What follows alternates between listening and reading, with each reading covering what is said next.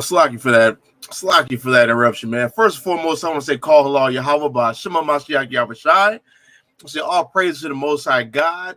And the name was the only begotten Son of the world, ignorantly called Jesus Christ, man. Also, Yajadiah, right?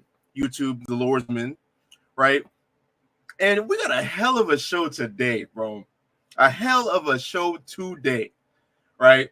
So, I got the plug on some Christian debates, some Christian panels, various different moving pieces going on behind the scenes, right?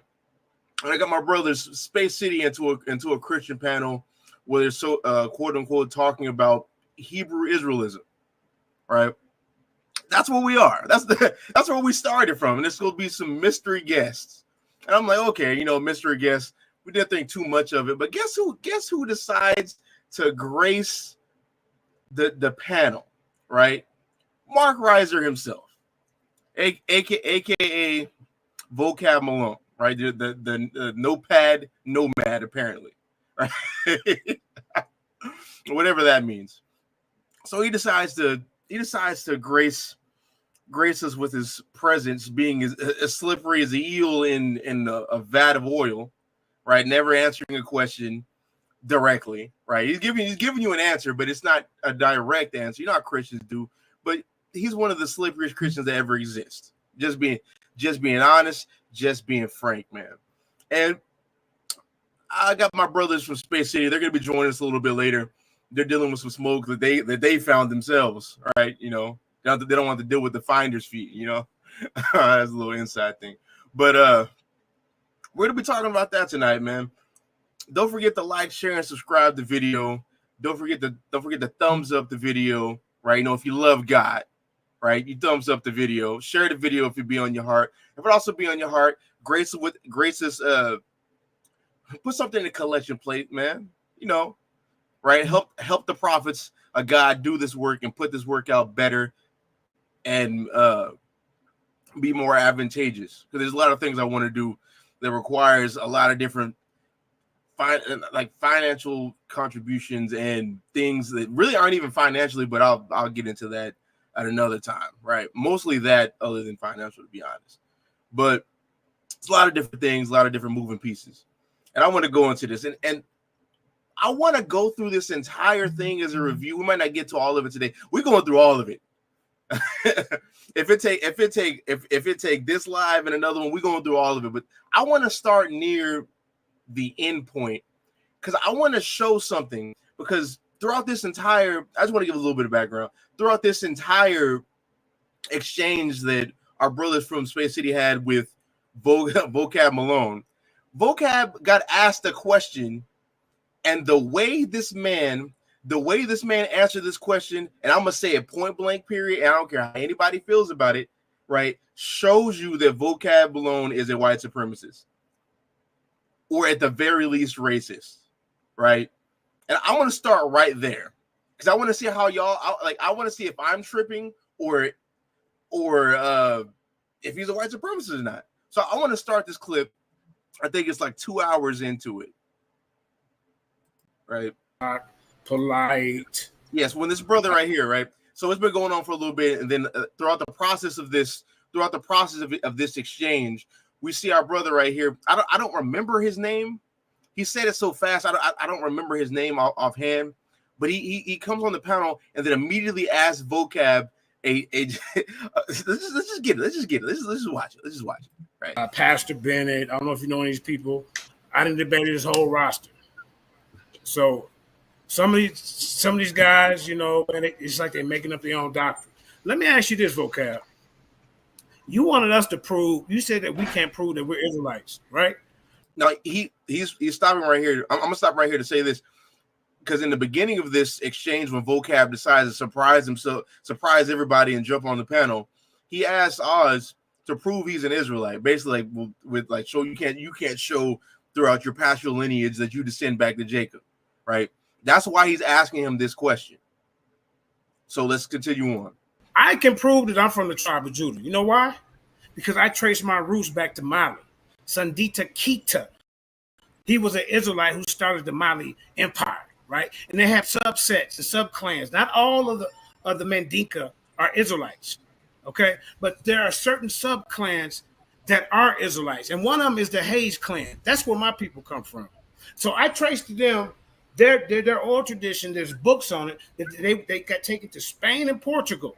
And from Spain and Portugal, the plantations that they got taken to in Jackson, Mississippi, is where my people come from.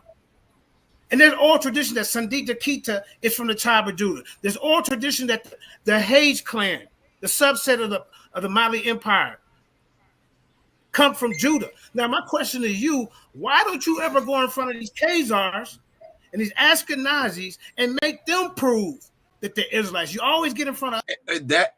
You see that?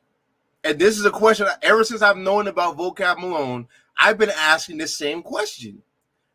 You've made an entire platform off of challenging the Hebrew Israelites and trying to say they're not Israelites. We've made this up. We've come to some kind of claim. We've come to some kind of realization or wake up point that we're Israelites, but we're really not, right? That's what you say. But you never see him do this with small hats. We've never seen. I haven't seen it. I've known about vocab since I've been in the truth. And that's going on 8 years. I've known about him since I've been in the truth. And I haven't seen one video about him going at them, having them prove that they're Israelites and showing their lineage. I've never seen that. If somebody's seen that, I would love for you to drop the link so I can see it. Right? Because I haven't seen it. But he asked him, why don't you, the same vitriol that you have for us, why don't you show up for them? Watch this. Us African Americans and try to say you're not this, you're not that. But I've never seen you go over there to Israel and ask them, or get in front of the Jewish community, Jewish, and ask them, prove that you're from the tribe of Judah. Prove that you're from the tribe of Ephraim, Manasseh. You never do that because you have an agenda. Now, I would debate you. Well, you asked me a question. I'll answer. I'll answer that question. Okay. Oh, I thought you asked me a question, though. Hold up. Khazars and Ashkenazis, which come from the Isles of Gentiles when you look it up in Genesis, how in the heck are they Israelites? You always run from this topic. I will debate you on this platform right now, and I can prove that Negroes are people, at least my people, before your Khazars and your Ashkenazis. Would you take that debate? I'll tell you what, well, I'm going to answer your question. When I talk to a Jewish person who rejects Jesus as a Messiah, I don't ask him about their haplogroup. I don't ask him about their great-grandpa. I ask him why they reject Jesus as the Messiah. I try to have conversations about Jesus as the Christ. But so your answer is the same question that he's asking them. It's the same thing. You don't make them prove who they are. You don't have conversation with them to try to make sure that they're actually the true children of God. You don't do any of that. But you want to talk to them about Jesus. And that's funny. I find that kind of like Alan Cooper said, sidestepper. I find that very hilarious because I see you having conversations with Muslims. I see you having conversations with Hebrew Israelites. I see you having conversations with atheists, but I never see you talking to a so-called Jewish man or a small hat, rather. I don't see that. You say you talk to them about Jesus. Where are the receipts? Where are they? I haven't seen it. I bet if I go on your channel right now, I can scroll down. I will not see that. So I'm willing to call bullshit on that. What's it? Did say he questions? He didn't say he questions. That's what I'm saying. He didn't say it. He didn't say it one time. Vocab has a habit, and you're gonna see that when we go through this as a review. He has a habit of saying a lot of words, and at the end of it, you didn't learn anything. You didn't gain any type of knowledge behind it. You just heard words, right? You try to put them together. You have that meme with that white lady doing the algebra and shit above her head, and at the end of it, you come up with nothing. That's what happens. And but bringing it back to the point, he's not answering the question. He's sidestepping it, and it gets worse. The more that was funny about this specific point, the more he talks about this subject, like with him and answering this question, the worse it really gets.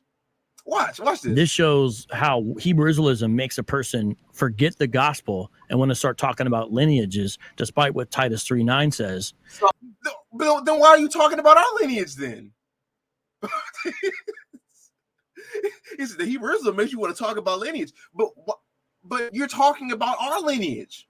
If you're going to have that standpoint of lineages don't matter, why are you questioning ours though? And you know what that you know what that literally sounds like? What our brother said in the blue hat, an agenda. What they said in that movie, Message, it's an agenda. That's what's happening here. Hold on. If we're facing someone who rejects Jesus, and I was peeped that, and he's about to get on him about it, but it gets worse. If we're facing someone who rejects Jesus as the Christ, there's no verse that says make them prove X, Y, Z. The thing we're commanded to do is to proclaim the gospel to them. So that's what I do, and that's what I do with Sicarii. But where are the receipts of that? I've seen you have a series, I believe it's called Islam Me or something like that, where you make fun of the Islam people. I've seen you have conversations with Islam people. I've seen you have conversations with Christians. I've seen you have conversations with Hebrew Israelites. I've seen you have conversations with atheists. I've seen all these things, but I don't see this. I'm starting to believe this don't exist.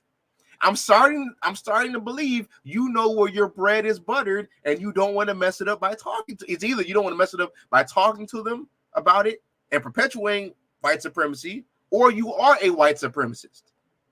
Those are the only two, or both, really. That's the only conclusion you can come to.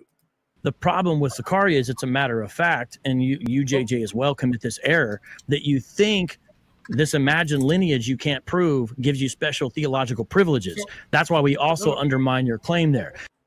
Special theological privileges. Well, I mean, the person who you believe is your Messiah, and it's not Jesus, right? Paul says in Romans chapter, let's just read that for a second. Let's do a little bit of reading. Let's do a little bit of reading. Let me go on Logos real quick. Right. Let's go on Logos real quick. Let's go to Romans 3.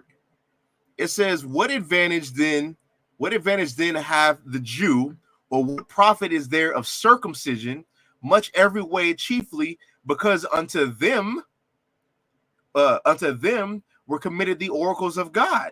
So Paul, who's really your Messiah, Paul says you have the Jews, the actual Jews, right? Not people who just claim to be Jews. The actual Jews have a certain theological advantage. So you believe something, you try to perpetuate things like, oh, you guys think you have a theological advantage because you think you're Jews. Well, somebody has to have it, and you don't ask the people over there claiming to be Jews to be Jews what their lineage is or questioning it, but you question ours though.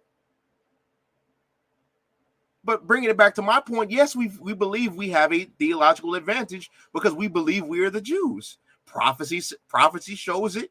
You see in Acts 13, literally an Israelite being called the N-word.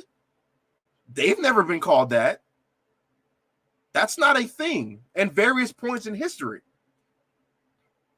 So, like, especially when you and thinking about things like as far as history about the Igbo tribes and like Ashanti, I believe Mali, right, and things like tribes and stuff like that. Even the people who you allow to be Jewish, and I'm gonna say it like that because you don't question their lineage. So who you allow to be Jewish, they say people who are descendants of those tribes are Jews or Israelites.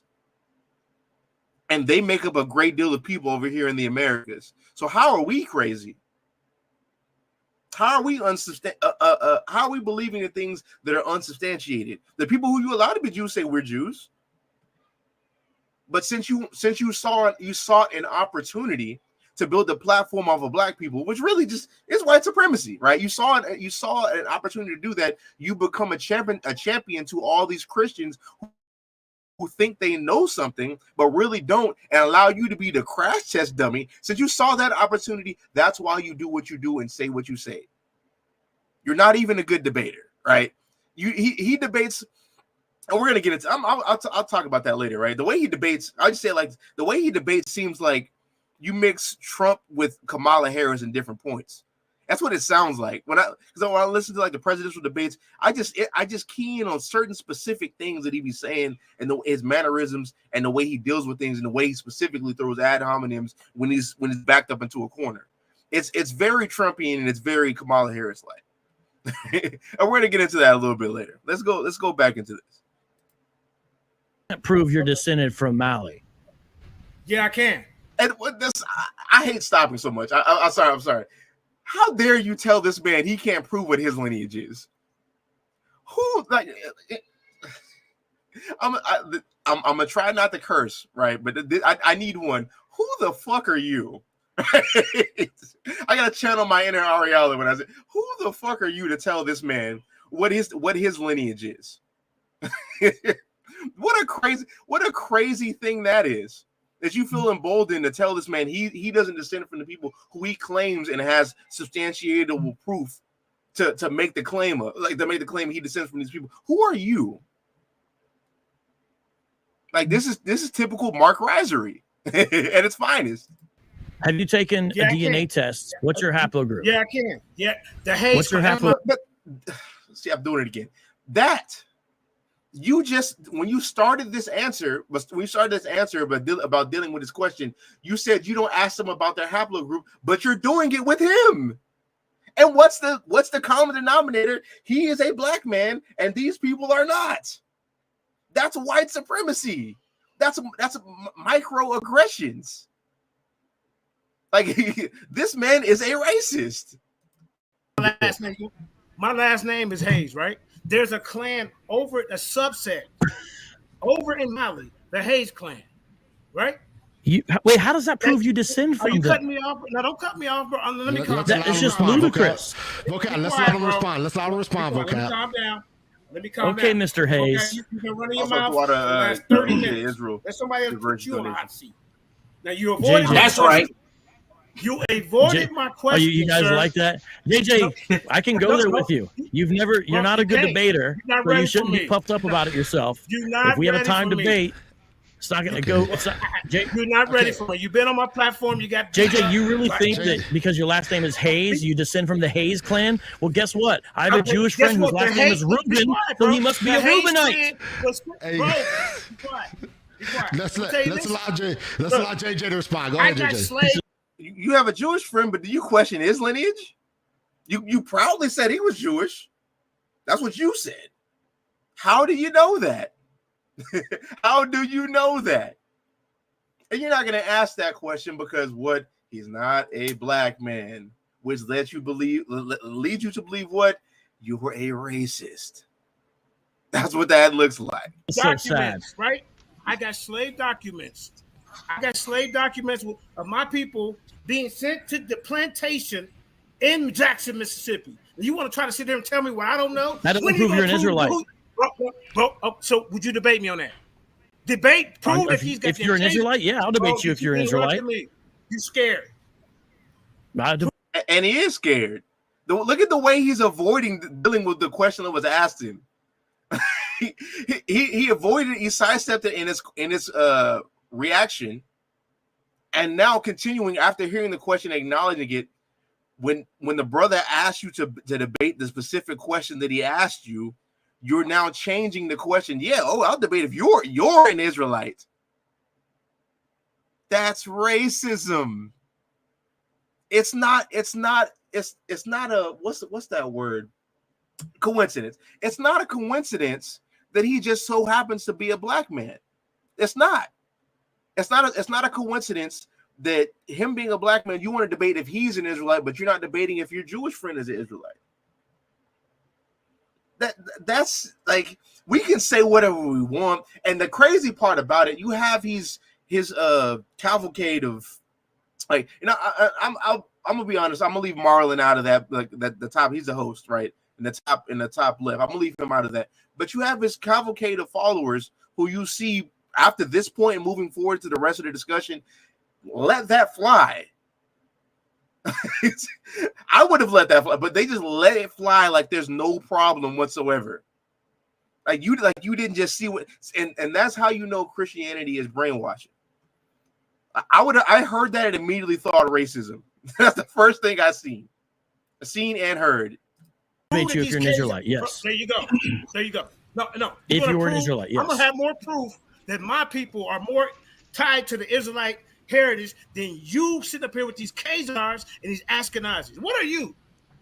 What are you? Me, I'm Sicilian, part German, primarily. You now see, so your little German side. That's what you're going with, right? You're going with your German side. I usually no. Sicilian. I usually wear a. They definitely ain't no Israelites. That's why I look how I look. Is my Sicilian ancestry? You are heathen, sir. You're heathen. Nope. Okay. That's just name calling. Guys. But JJ, we're gonna stop. Hey, guys, listen up. We're not gonna be slaying all that around, right? We don't need no. We're trying to have a conversation, right? We don't need none of nobody being called a heathen. We don't need nobody being called a heretic. We don't need none of that, right? We approach it. We all know we have opposing theological views. That's already been established, so we don't need none of that. All right. So just keep it copacetic. Keep it cool. For him to tell me I don't know my heritage. Hey, Molly, can I ask Vocab a question? You can't prove it goes back to Jacob. I have no problem with brother getting irate about that. How are you going to tell me who? The man says he has slave documents, bro. Are you about to argue against some slave documents? You about to argue against what it said on them slave documents and the manifest and all this? Like, that's only like man's racist. I'm just saying it like it is, bro. Man's racist. If that's not an insult, that's a fact. Let me get him. Okay, yeah, so can you prove that these Khazars and Ashkenazis is over there in the land of Israel are the true descendants of Jacob? Can you prove that? No, and I don't know. No, and I don't care to. I talked about Jesus. How do you sit here? Okay, sir. So how do you sit here and tell me who the hell I ain't? You don't think I know my roots? You see, and I've seen that. So you don't care to, but you care to with us. You don't care to with the small hats, but you care to do it with what you call the Black Hebrew Israelites. I wonder why that is, Vocab. I wonder why that is. This is like this is so crazy that you just exposed yourself out here. Like before, we've had little microaggressions like this, but this is literal. This is literal racism. I don't care what they're doing. I talk to them about Jesus. Okay, let's go with that. Let's go with that. You say you talk to them about Jesus. Do you talk to them about this? Let's see. 21. Yeah, let's see. Do you talk to them about this? 22.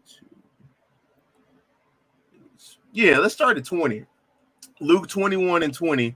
It says, and when ye shall see Jerusalem compassed with armies, then know the desolation thereof is nigh. He's talking about what happened in 70 AD, first Roman Jewish war, where the temple was sacked, Jerusalem was sacked, all these things, right?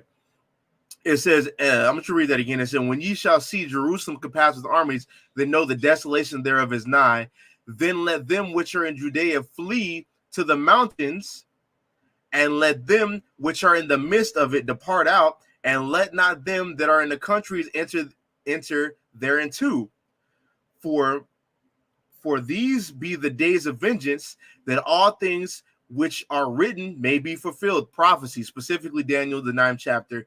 There's other places, but Daniel 9, really. It says, but woe unto them that are with child, and to them that give suck in those days, for there shall be great distress in the land, and wrath upon this people, and they shall fall by the edge of the sword, and shall be led away captive into all nations, and Jerusalem shall be trodden down of the Gentiles until the times of the Gentiles be fulfilled. Christ said this. Do you talk to them about this? Do you talk? It says Jerusalem. Well, we know what Jerusalem shall be trampled or walked over or occupied by the Gentiles until the times of the Gentiles be fulfilled. That's when Christ comes back. That's Daniel 7, when you see the Son of Man coming with clouds and all the dominion is given and converted unto him. That's Christ. You say you talk to them about Christ, or do you talk to them about this? Because if you talk to them about this, it's really going to be real problematic for them to now prove that they are Jews. It's going to be very problematic, vocab. That's how I know you don't like. If you're such a apologist, if you're somebody who's a vanguard about Christ's words, you should know this. You've read this. The modern exegesis on this is somewhere around 70 AD, right? We're not speaking different languages here, right? We're not giving separate exegesis here. This is literally talking about Jerusalem being occupied by Gentiles until Christ arrives. So who are they? You can say whatever you want about us. You can say we can't prove whatever, but if you're gonna say you believe in Christ and you believe in Luke chapter 21, therein lies a big, gigantic problem. What is it? Dre Drewski? It's problematic. But you know why this is happening? Because this man is either white supremacist or a racist or both. All the above, right? Let's keep going. Yeah, I definitely think you can't prove. Yeah, let me explain something. Number one, the fact that your last name is shared with a clan, which is a different language. Let me explain why. The fact that you think because your last name matches a clan that you're claiming is in Mali doesn't show that you're the same. Like I mentioned, I have a Jewish friend whose last name is Reuben. Yeah. That means he's descended from the tribe of Reuben, according to your silly logic. Things just don't. Your last name doesn't determine your ethnicity. Number one.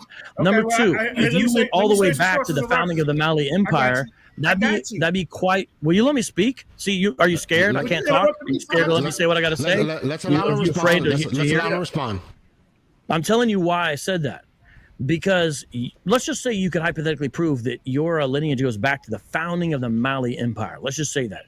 That still wouldn't give you the ability to show that all your male ancestors descend from one of Jacob's sons. And that's why when I asked the Sicarii gentleman, that's why I asked.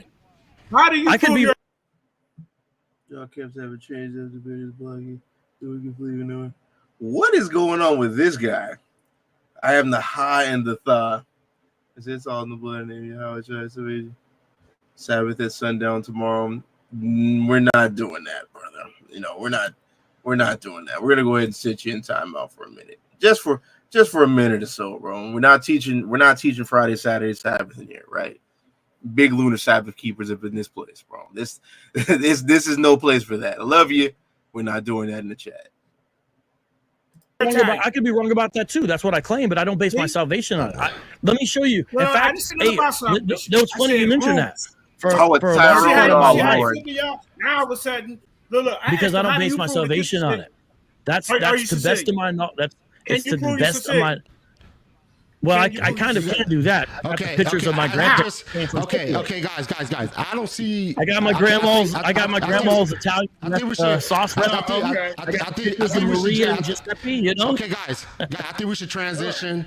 Jared has been waiting patiently in the wings, and so Jared, if you, I'm gonna get him when he come back to my turn. I'm gonna show you. So Jared, what position? Marlon. Yes, sir. Hey, Yes, we sir. got a picture of him doing a high Hitler. I got you a picture of that too. I can show. Marlon, right? Oh, you mean the one that's? Yeah. Come on, guys. This is, you know what? Hey, you guys know what he's talking about in Sicarii? He's talking about a picture that your sergeant photoshopped. Honestly, I this man. I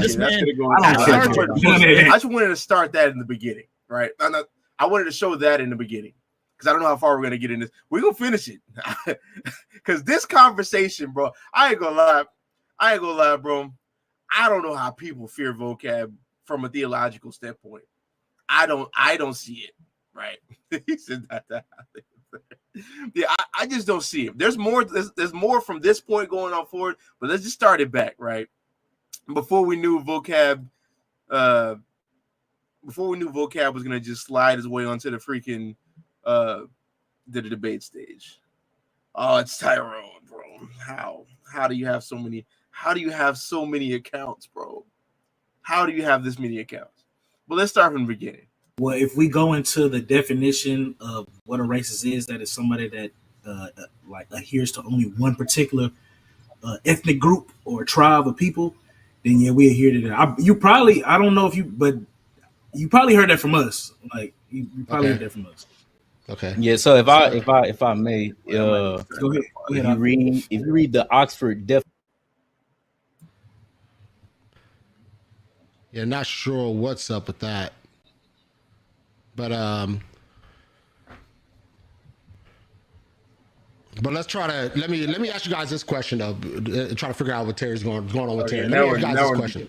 All right, so I've been having some conversation. I can't remember what camp these particular Hebrew Israelites are from, but they claim that God is racist, and they argue for God being racist. Is that something you guys adhere to as well? That God is racist? Well, if we go into the definition of what a racist is, that is somebody that like adheres to only one particular ethnic group or tribe of people, then yeah, we adhere to that. I don't know if you, but you probably heard that from us. Like you probably heard that from us. Okay. Yeah. So if I may, and it ain't even just a Sicarii thing. I'm gonna be honest. Ain't no way you just read this book and not feel that way. Like whether you want to believe salvation is open for everybody when you get to the New Testament, there's no way you read the so-called Old Testament and then it come to the conclusion that God isn't racist. It's very clear. What it was they say, it is clear as day. It's clear as day. Go ahead. If you read the Oxford definition of racist, right, it says characterized by showing prejudice, discrimination, or antagonism against a person or group on the basis of their membership in a particular racial or ethnic group, typically one that is minority or marginalized. So based off the textbook definition of racism and what we see in the text, then yeah, we would say that God is racist towards people that is not he. And you guys would say that the Amalekites, for example, do you feel that the reason they were destroyed was because of their ethnicity, or what was the what do you guys feel the reason like the Amalekites were eradicated? What was the reason for that you guys would give for that? Oh, the reason why the Amalekites. Yeah. He's talking well, about I just wanted to clarify it. Yeah, I just want to clarify. You talking about the Amalekites, the ones that we see in Numbers? Yes, I think we see in Numbers, and I think we also see them in Deuteronomy 25. Talking about the ones that descend from Amalek? Let me make sure I got that right. Yeah, I believe it's in 1 Samuel as well, if I'm not mistaken. Yeah, the Amalekites. Well, yeah, I just want to make sure we're talking about the same people here, because if you're talking about the people group that descends from Amalek, who's a son of Esau, we don't believe them to be destroyed. Okay. All right, fair enough.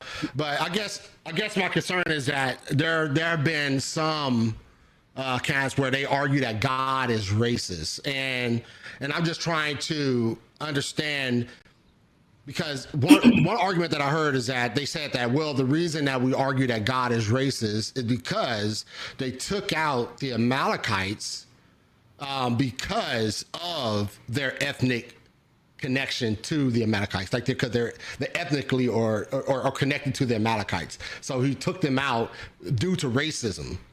When I believe the scripture gives a clear indication of why he took them out. He took them out because he remembered what they did to to Israel in the past. But that doesn't prove he's not racist though. Because Israelites wasn't the only people being killed or taken advantage of or having violence enacted upon them. And the Lord just be like, and Lord just be like, oh yeah, we're gonna just wipe all of them off and just blot them out. That same thing that happened, what you're talking about as far as the Amalekites and the Israelites, this is very particular. This is something you see in the Bibles, particular towards God's chosen people. You touch God's chosen people, You violently killed God's chosen people, so now you have to be blotted off. And not just the people who committed the act, right? The people who descend from the people who committed that act, the people who share the same race or ethnic group that did that act. All of them have to pay for what a select few of them did. And the same thing with Egypt. Not all of them oppressed the Israelites, but since their leadership and taskmasters and certain various people in Egypt did it, all of Egypt had to suffer for it. And why is that? Because they are part of this ethnic group called Egypt. We see a mandated the highest high holy day in Leviticus. You see Leviticus 23 is the Passover, and that's a remembrance of what the Lord did to the Egyptians. And you have to remember that. That's kind of racist. It's saying like you celebrate a holiday every single year, right? About how your God killed this specific ethnic group or the warriors of this ethnic group. That sounds racist. If you said you were doing that to a black, white, or Hispanic person, people will look at you funny. People will disparage your religion, but since the God of the Bible said it, now it's not. It's just okay. You can just do that.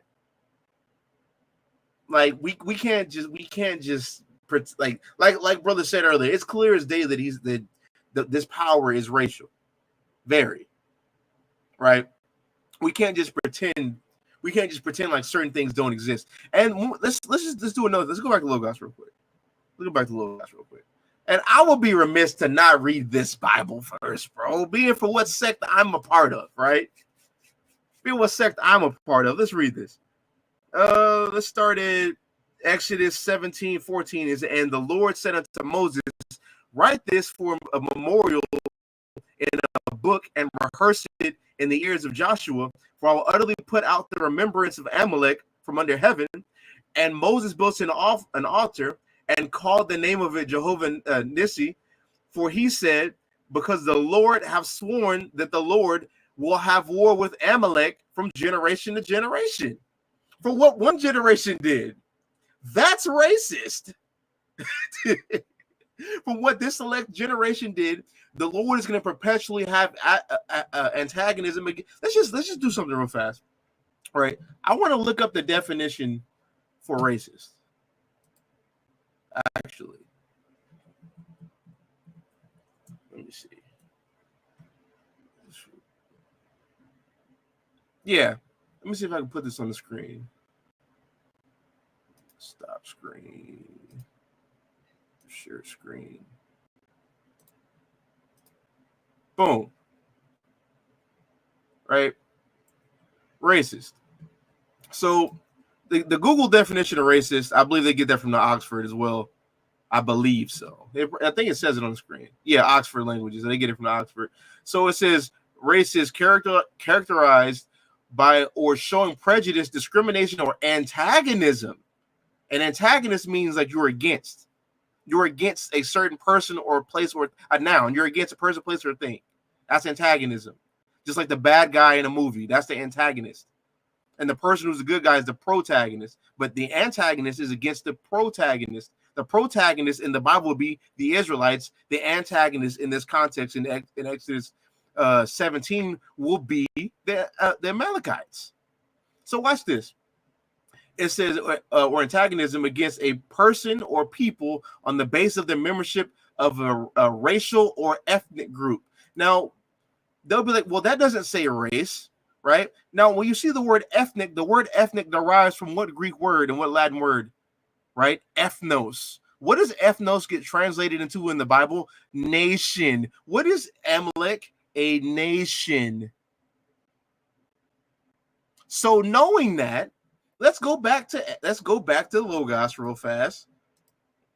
Let's go right back to Logos. Let me see. Window, Logos, Bible study. Let's get it. Right? So if we know racism, according to the Oxford Dictionary, right?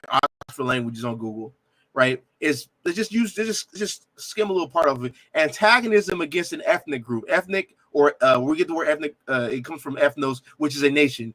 Amalek is a nation. Christian scholars, anybody who just can do any type of Google search will know Amalek is a nation. So let's see if God is racist, because being racist is an antagonism against a specific nation. So let's see something real fast. I got it on the screen right here. It says it's 3:15. Exodus 17:15. And Moses built an altar and called the name of it Jehovah Nissi, for he said, because the Lord have sworn that the Lord will have war with Amalek from generation to generation. So if the Lord is having antagonism or war, because a war, you go one side goes up against another, or opposition, right? The ops towards the other, right? That's antagonism. If the Lord is having war with this specific nation or race, right, or ethnos, right, that means what? The Lord, the Tetragrammaton, Yahweh, or Jehovah, if you want to call him that, is racist. We can close the book. You know what I mean? We can close the book. That's all she wrote, right? And that's not even the only place. But I don't want to go too far into that, because I still want somebody to take my debate. And no. I'll save that for later. I'll save that one for later. Right? Y'all gonna love that. I'll save that for later. Let's go back into this. Yeah, make that argument. Yeah, that's correct. But at the end of the day, when you see the Amalekites that come into play in the future, those kids and those certain individuals didn't do what their forefathers did. They are literally getting punished because they are ethnically from those people. They descend from those people. Exactly. It's based off of race. The reason why they're getting destroyed is because their forefathers have done something. Yeah, and then if I may, right, because that's why I want to be clear. If we was talking about the same group of people, which we are, the Amalekites descend from Esau. So whenever we look at Romans 9:11, says, for the children being not yet born, neither having done any good or evil, that the purpose of God according to election might stand, not of works, but of him that calleth. So even Paul is saying literally it's not because of anything that they've done, but God has actually, hold on, no, I'm sorry, I'm reading the wrong thing. Let me go down.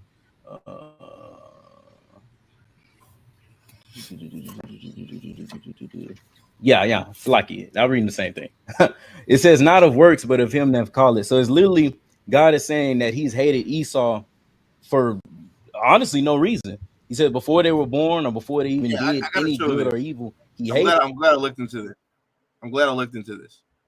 Oh shoot. Let me figure out how I share that.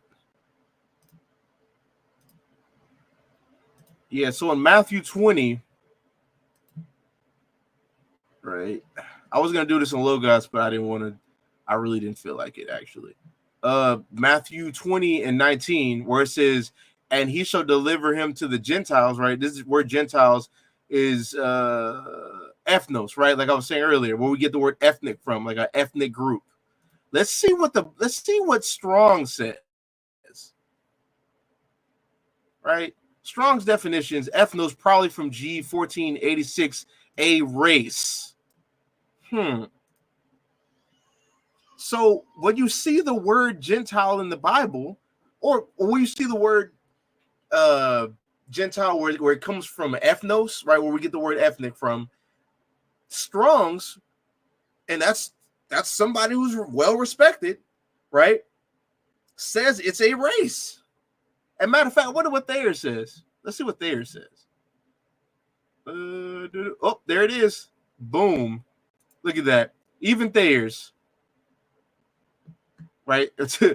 Two witnesses, right? Shall a matter be established, right? Thayer's. It even gives you, it says race, and it also says nation. And it gives you the parts of the Bible where it's translated, where it's supposed to mean a race, right? Or races. Right? Various different places. So we're not crazy for saying races in the Bible. We're not. Y'all just don't want to accept it because of your theology. That's all it is. Let's be honest. And then Paul even asked the question in verse 14, what shall we say then? Is there unrighteousness with God? God forbid. So even there in Romans 11 through 14, we see a prejudice happening with the Lord purely because of the nation that Esau is a part of. So that's why we say he's racist. Clearly. You see a prejudice and this, but okay, are we talking? Okay, you read the Oxford Dictionary, right? You read the Oxford Dictionary, you give a definition of racism. So what do you think is, so why would you apply an Oxford Dictionary understanding of what racism is to the biblical context? Why would you do that? What would make you think that's a justified way to define racism, or having a particular favorable outlook for a certain group of people, and you're using a 21st century definition and apply it to the scriptures? Why do you think that's correct, the correct thing to do? Because the word clearly is a new word. That word didn't exist back then. Not even, I'm not gonna play around. Not even, it just didn't exist. But that's a word we know and understand, and it's been given meaning throughout the annals of time since it's existed. So if we know what this word means, we casually use it to talk about society now, right? Knowing that word and the definition of it, if we look in the Bible and see something fits the attributes of this word, we can see what's happening right here is this word, which is racism. That's why it's acceptable to do that. Well, how else are we going to define racism? Yeah, I was just about to ask. You were properly defining it based off the contextual nature of the scriptures, right? The reason that, and that's a big problem for me, because when you use racism within the 21st century understanding, now you're taking the application of what racism looked like, let's just say the transatlantic slave trade or something like that, and we're throwing that on God, and we're saying, look, this is what God did. And I think that's a misnomer. I think that's an incorrect way to apply what God did for particular people, and drawing out a particular people for himself and eradicating other outside nations for their sinful behavior. So when we began to apply 21st century definitions to something, I think we find ourselves in a problem. That's why context is extremely important. And that's the concern. I think that's the concern that most Christians have when we hear those who come from you guys' theological position, when we hear people say, oh, God is racist, and then you begin to use the Oxford Dictionary definition. Now we're like, well, no, that can't be correct, because the contextual nature doesn't apply that type of definition to what the Bible, with the historical contextual nature of the scriptures. You guys follow what I'm saying? You understand what I'm saying? Well, I feel what you're saying. Well, just because you mentioned context, and then you proceeded to say for their sinful behavior. That's why I went to Romans 11. There's no mention of Esau's sinful behavior at all here. It literally says, for the children being not yet born, neither having done any good or evil. Evil there would be that sinful nature that you're talking about. It says not of works, but of him that calleth. They literally didn't do any of that. If we look at the context of what's going on here, the context is not the context of God hating them because of sinful nature. The context is God hating them according that his election might stand, just cause. And because of that, since the only definition that I can pull from, or we can pull from, that racism is a prejudice against a group of people, we see that. And if we were to take this out of the Bible, and if I was to say, I don't know, Asian people, I hated Asian people, not because they did anything good or because they did anything evil or because of anything. I just hate them. You would say that's racist, you know? So we just find it odd that when it comes to the Bible, all of a sudden terms don't mean terms. You can't apply terms here. And that's what I be talking about. That's what I be talking about.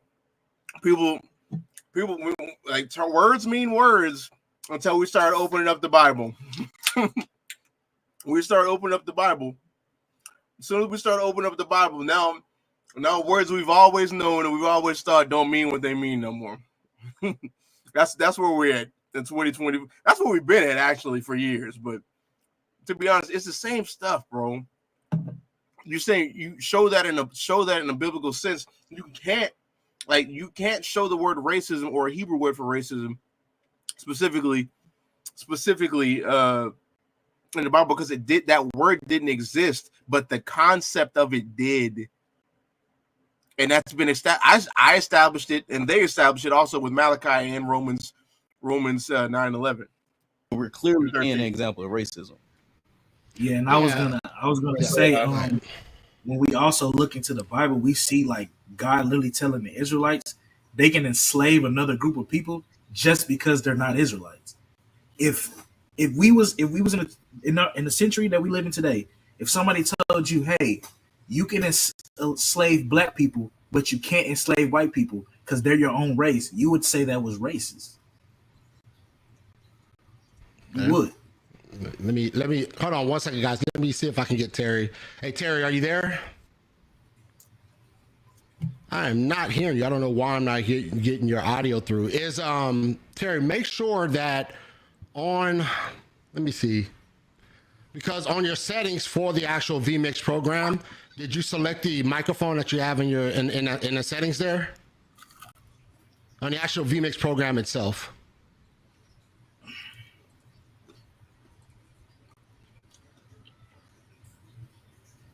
I'm gonna scoot up a little farther. Let me see. We're supposed to be getting some other folks on here as well. So, you gotta look out for vocab. Get some other folks on here as well to debate with y'all. Yeah, what's going on? What's going on with you, man? Just listen to the conversation. Listen to the conversation for sure, man, for sure. So yeah, I was just talking to them about is God a racist? So that's sort of where the conversation has started off at. Terry is also in. Terry from Sunday Vibes. He's having trouble with his audio. So we're trying to get his. I don't know what's going on. Terry been on before, and his audio's. Terry is a sacrificial lamb, right? I'm not trying to be rude when I say that. Like, let's go look at just real fast, man. I'm not trying to be rude, but this is going to prove a point. What I mean about how this man is a sacrificial lamb. Let me see if I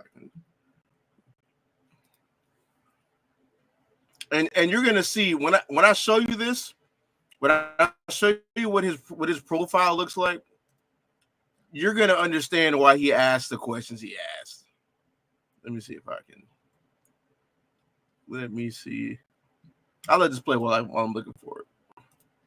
Audio's acting up real quick, man. So I'm not sure what's up, but that's sort of where the conversation's at. So, Oz, can you go ahead and repeat exactly what you were saying prior to me trying to get Terry situated? Basically, we were saying that we believe that God is racist because of the definition of racism. Racism is because of their nation or their ethnicity. So, and when we look into the scriptures, we see God literally saying, hey, you can do this to this people because they're not Israelites. Okay, I found it right. Here it is. Wait.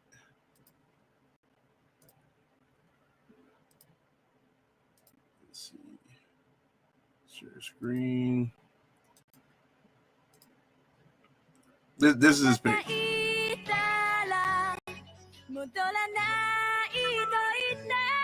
Now, and everything on here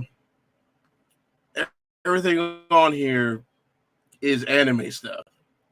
It's not Bible stuff. It's anime stuff. Now that leads me to believe this man was a sacrificial lamb until Vocab got here. Like, and I'm not trying to be rude, but I feel like brother was a buffer.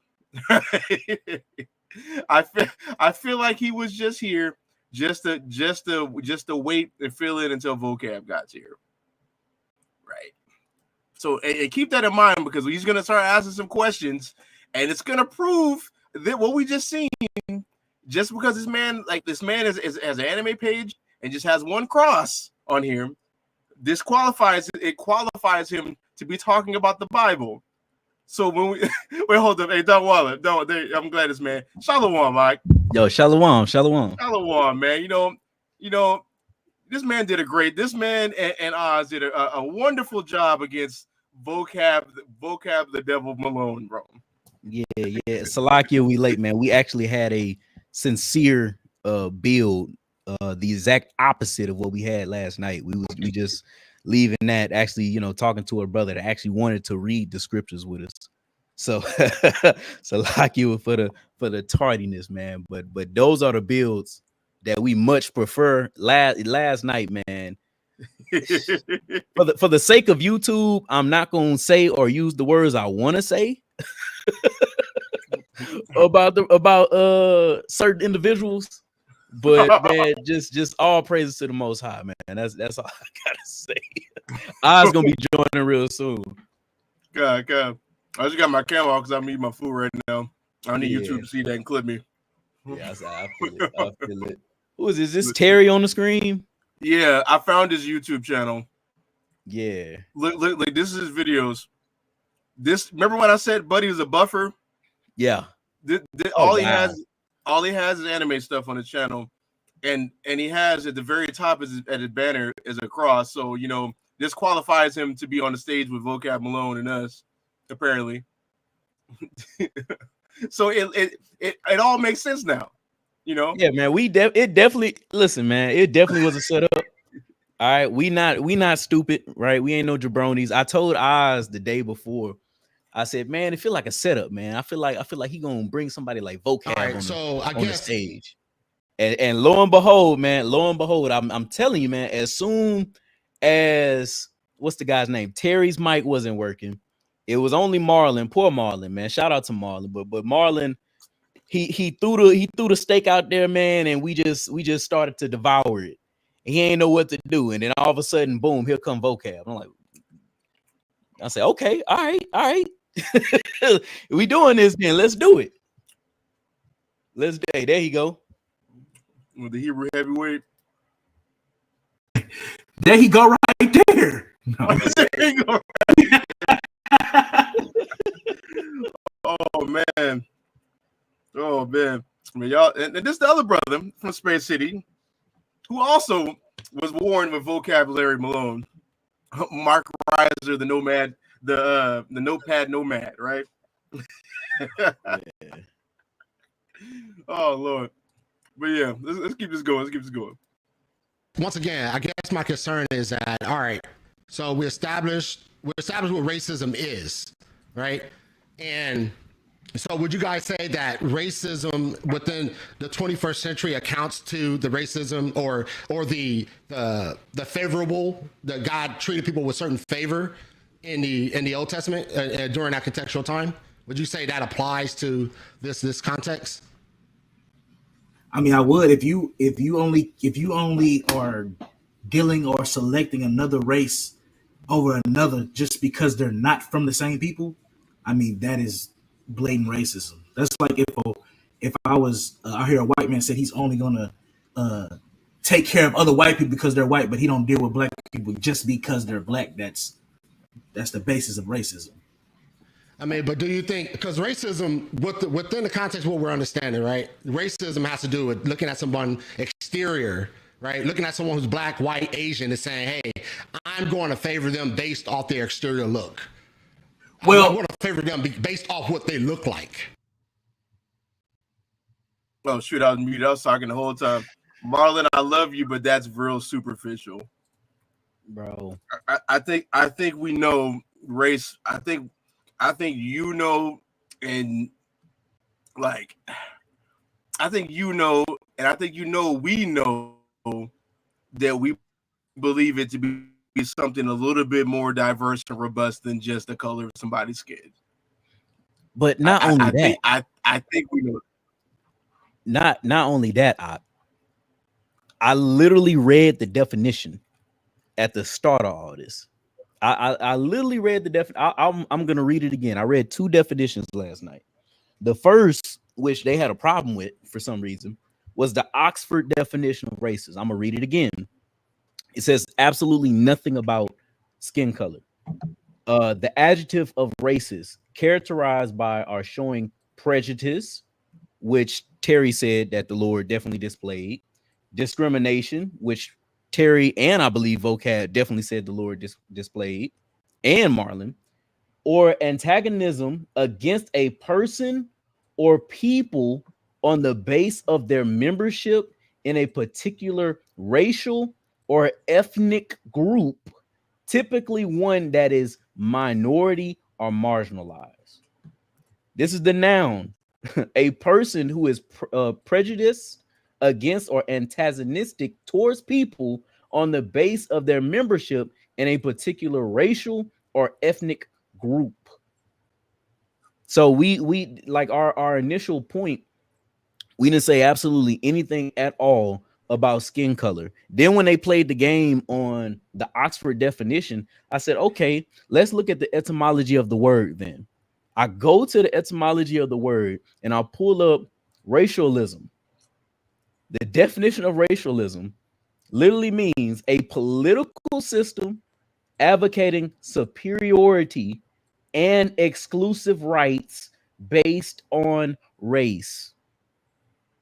And my brother Oz went to a perfect scripture that showed exclusive rights, such as not being charged usury or interest that's attributed to the Israelites. Nobody on that panel dealt with the actual definition. They all did a strong man and said, "Oh, well, you guys believe that race is talking about your skin color, and God doesn't see skin color." No, that's not the definition that we brought up at all. The crazy part is I gave an example how I have a friend whose skin color doesn't look like me, but he still gets treated just like me because we still come from the same people. I have a homeboy. His name is Shiloh, bro.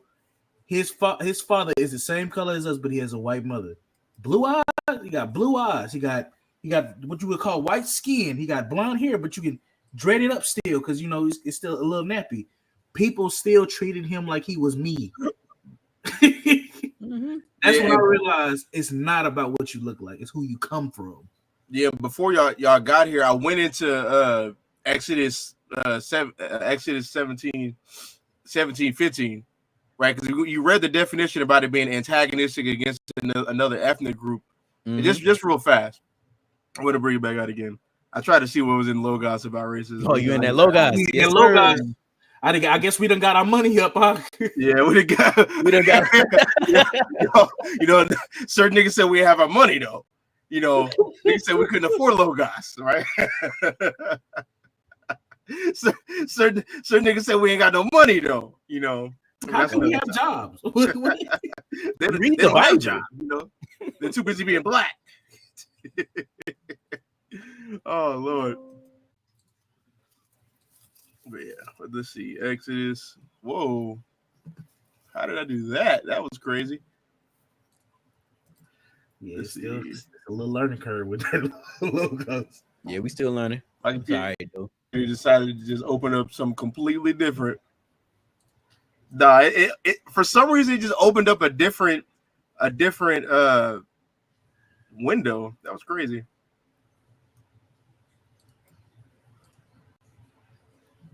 See, he's doing it again. What the heck? Dude, that was crazy. It just opened Microsoft, like the Microsoft version of the internet app, and then just started just going nuts. But let me see.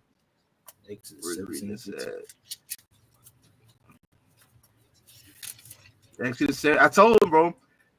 What second weekend we got to read this. You got to. Exodus 17 and 15. You got it? I got it. Like it says, and Moses built an altar. It says, and Moses built an altar and called the name of it Jehovah Nissi, for he said, because the Lord has sworn that the Lord will have war with Amalek from generation to generation. That's antagonism against an ethnic group. That's racism. Like, forget the interest. I need you to explain to me why the Lord said He's gonna have war with Amalek forever, from generation to generation, for the generation who didn't do what the original generations that attacked Israel did. Mm-hmm. Because they're trying to play the game. Well, they did something to them, but them other kids that's born didn't do anything. So why do they have to punish? Because they descend from those people. Yep. That's racism. That's racism. It's not questionable. It's not questionable. And then well, no, it's then I'm just gonna say the point that everybody skipped over was the definition of racialism. It literally says a political system advocating superiority. When you read Deuteronomy 7:6, says, "For you are an holy people unto the Lord your God. The Lord your God has chosen you to be a special people unto himself above all people that are upon the face of the earth." That is no doubtedly advocating superiority on the basis of somebody's race. What do we do with that information? But let's keep going. It's not even just based off of. It's not even racism. Is just based off of just what somebody looks like. It also has to do with who they descend from. As a black person, you saying that I'm black, but I descend from a certain group of people, and those certain group of people that I descend from, you don't like. It ain't even. That's just. It's not even about really just what I look like. You don't like people that are black or they descend from Africa, of West Africa at that. And if I may, right? So I'm on. This is the etymology of racism, right? In 1982, it's attributed a political system advocating superiority or exclusive rights based on race. And again, that's what we see in the text. Now, if not, I mean, you would just have to show me how God isn't, because I mean, we done went to Romans 9. We can go even up in the law and show the differences of God favoring or bestowing a superiority to Israel. So, I mean, you just got to show us how he's not racist.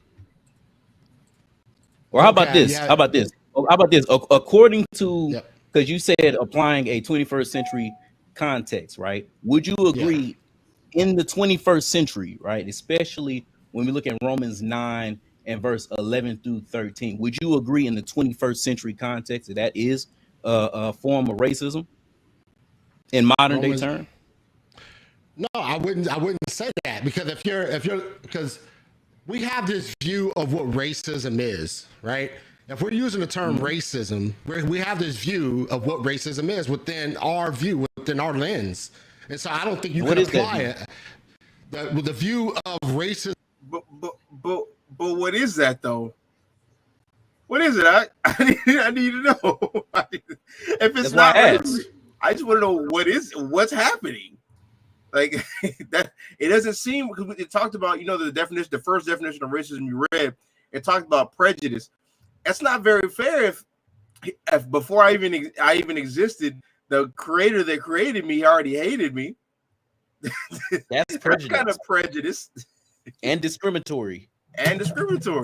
Which is the textbook definition of racist. Yeah, I'm gonna build something and you're gonna destroy it. I mean, damn. or the textbook definition of racism according to the 21st century. But again, I asked, like, okay, according to the 21st century, our modern definition of racist, is it racist? Well, no. What? I didn't know what it is then. So what it is? Within our lens is that we're having a hatred and a prejudice based off of someone's either exterior look or some of their practices, in the sense that I have a heartfelt vitriol hatred for that individual or that group of people. That would be the understanding of racism, and I don't think God operates in that kind of aspect. Okay, that's just I mean, to me, that's just like, I don't know, because I know people who don't necessarily look. Let's just make it simple. I know people who don't necessarily look quote unquote black, right? Right. They may be mixed. They may have a white mom or whatever, but they still experience racism, and it's not based off external looks or practices. It's simply because of the group of people that they're associated with. So I don't know. I guess. Yeah, go ahead, Oz. I was gonna say I have a friend who's literally, his father looks like me, but his mother's white, and he was born with blonde hair, you know what I'm saying, blue eyes, and he's fair skinned, but people still treated him like he was me, like he was black. Like I literally lived in Mansfield, one of the last places that was segregated. It was obvious that he was treated the same as us, but he didn't just look like me. Okay. Terry, you finally got your audio back, man? Man, I'm so sorry about that, guys. Was it something on your side? What you do, man? I know you It was something on my side. Going on, Terry? It was something on my side, man. Hey, don't worry about it, man. Before the show, we had a whole debacle with our stuff too, man. So it's just oh my goodness. Yeah, literally the only time I ever used this vmix was with you, Marlon. So yeah. Yep. So welcome, man. I'm glad the audio situation got taken care of. And obviously we have Vocab Malone, who is the Hebrew apologist of all Hebrew apologists. And so whatever that means. So we got definitely a nice panel right now. So I don't know, Terry. So what is your thoughts concerning this whole deal of racism, man? Obviously you heard some of my argumentation. You heard some of their responses. So what are some of your inputs on this? It was interesting. I'll say interesting that Hebrew Israelites will go to the Oxford Dictionary to define racism. So I'm on the same page with you, Marlon. I'm wanting a biblical definition because I don't believe that it's not that we can't use the dictionary, obviously, but when you look up words like marriage and different words, I don't think that the world's definition aligns with the biblical perspective. And so, yeah, I would say. And see, I went through this before y'all got in here. I went through this earlier about how, like, that word doesn't literally exist there, but you see the concept. And for Christians to ever try to make a point and say we're crazy for saying that, y'all believe in the Trinity. If I type in Trinity as a word search in the Bible, you won't find that. It's nowhere in there. But you will say the concept exists, right? I can type in a hypostatic union. That does not exist there, but you'll say the concept does. A submission motif, right? But you'll say the concept is there. So you can't say that. Like, that's just you have nothing better to offer, so that's what you say. That's what's happening there. How's my camera bugging? I ain't gonna lie, I was about to ask you, bro. It's kind of, I don't know what was going on. It's still bugging. He kind of hitting up. No, I'm glitching out. Let me just do it like this for a minute. I'll figure it out when we're going. That we would have to pull more from scripture and not so rely on the Oxford Dictionary. That's a good point. Yeah, and so that's what I would come in and say, like, okay, where in the Bible, where in I don't know, a Bible dictionary where it's defined racism, where defined so we can have a contextual understanding of racism. And Vocab could help me with it if I'm wrong, but I would say that the reason why you don't really see such a clear definition of racism in scripture is because racism. What's up? Notice how he said, and Vocab can help me on this, but like, bro, honestly, like as we watch this, I'm gonna make a tally of every time they either call on Vocab's help or Vocab has to jump in and save these men. He'll save them. I can be the trampoline that Vocab jumps off of, right? While I make this point. Like, why does another man have to help you in a concept that's so is basic, man? Like everybody knows what racism is, especially if you're a quote unquote black man in America or a brown man in America. Everybody knows what racism is. We can pick up on the subtle little hint of racism. But when it comes to this Bible, all of a sudden, racist doesn't mean racist.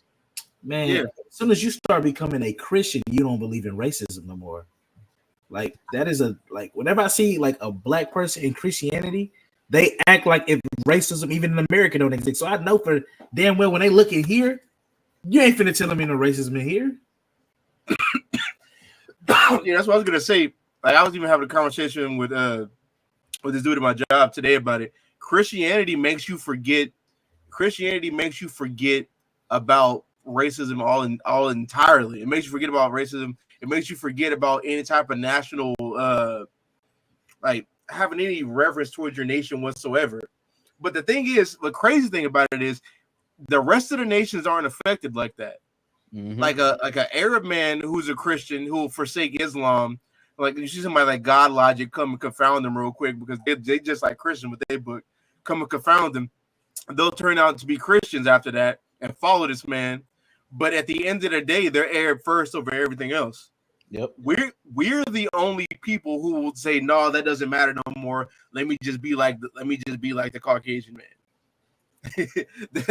We're the only people who do that. That's why later when he says, but let's just see if we can get to it. Because when he talks about the home ownership, I can't wait till we talk about the interest rates. Brother, look, I have the tabs open. I'm glad you do. Same as I. Because I started doing some research. I did research before because I've done projects like this when I went to Prairie View.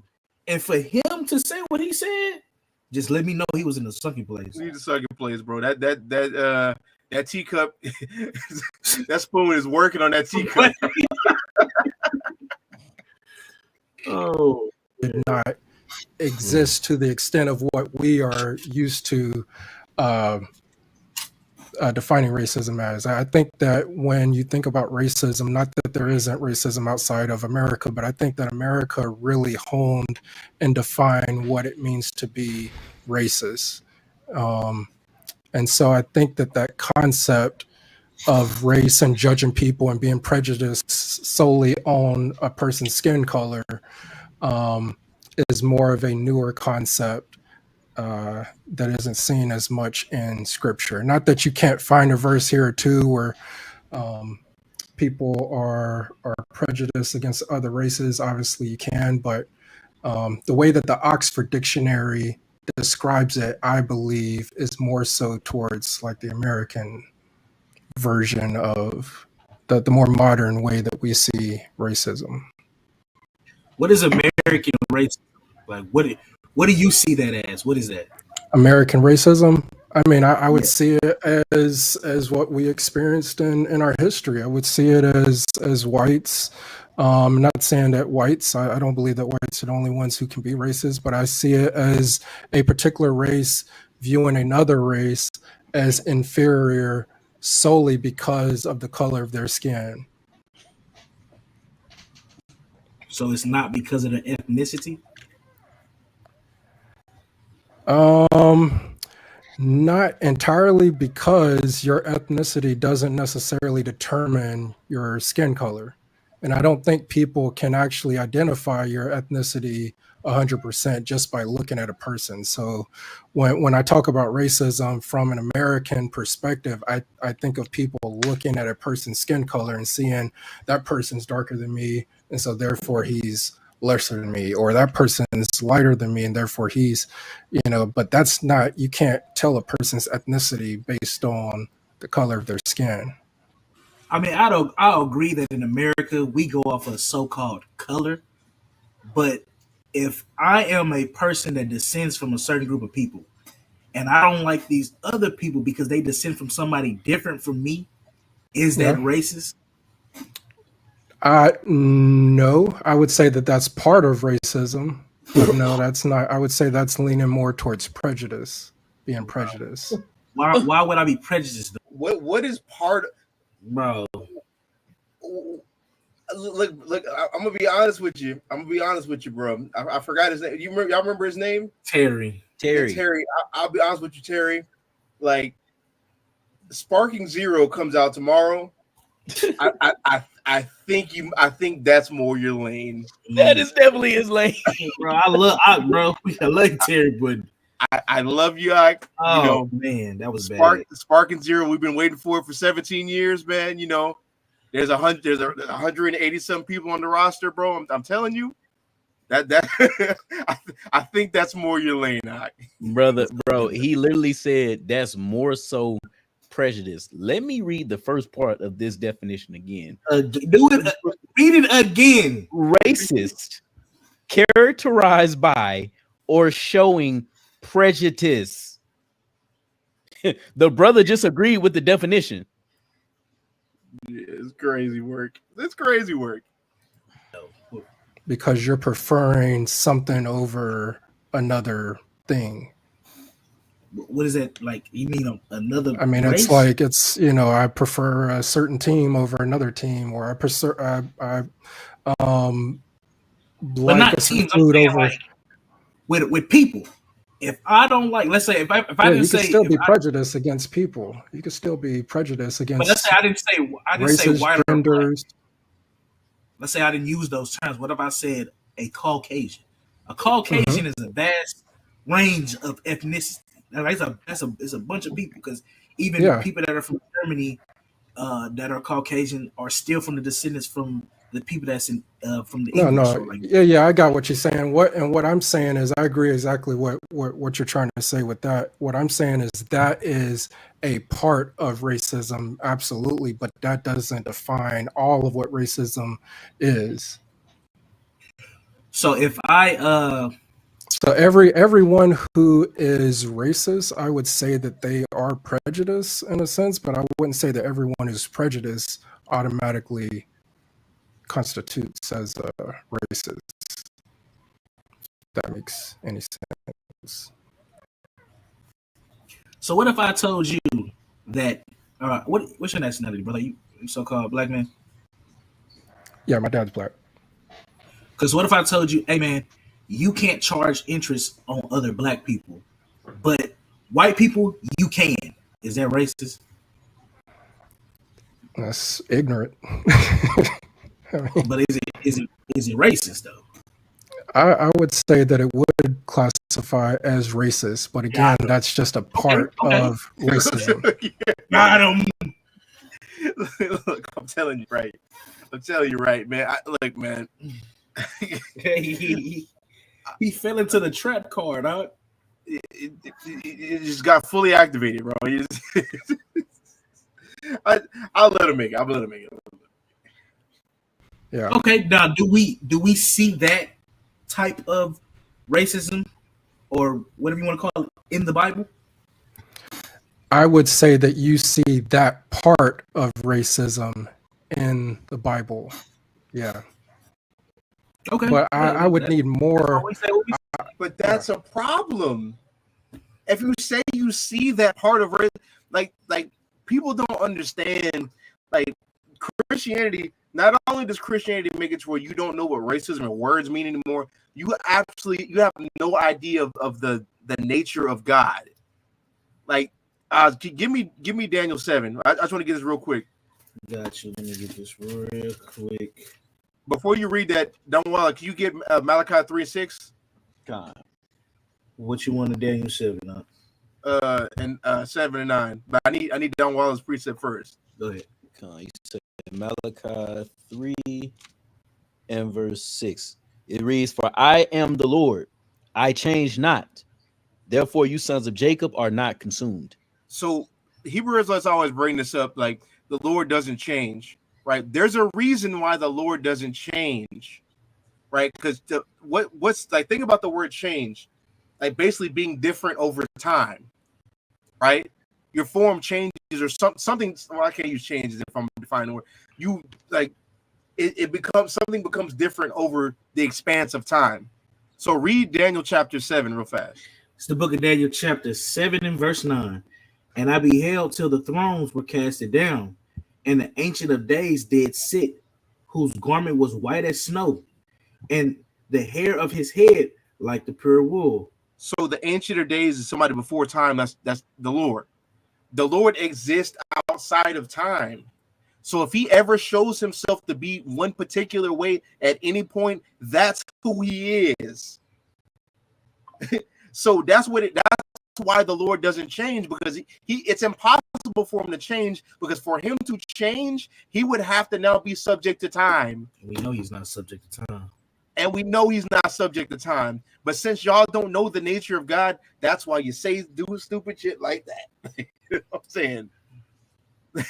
That's one of those things where it's like you guys just don't have any idea. You have no idea. Yeah, I would say that you would need more of a robust definition of racism, one that would include having a sinful mindset, which God himself can't be sinful.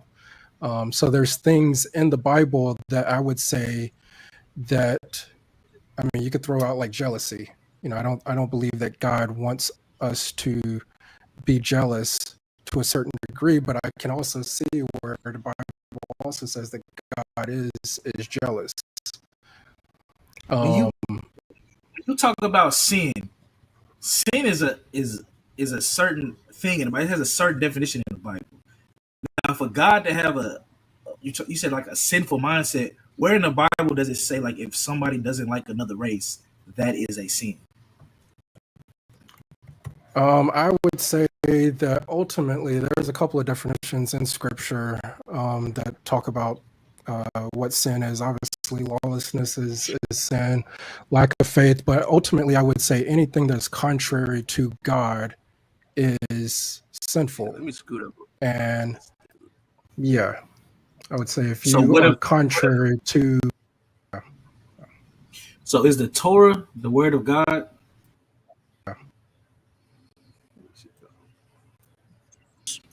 Whether they're waiting or applying. So there's different. Okay, there we go. Financial measures. Yeah, I was gonna say if you're trying to skip to usury, it's at the 45 so is the minute Torah mark. the word 25 minute mark? We passed that. Usury 45. Yeah, it's part of the word You of said God. the 45-minute mark? 45. Yeah, 45. Okay, let's go there. Oh, this guy got the timestamps. Yeah, man.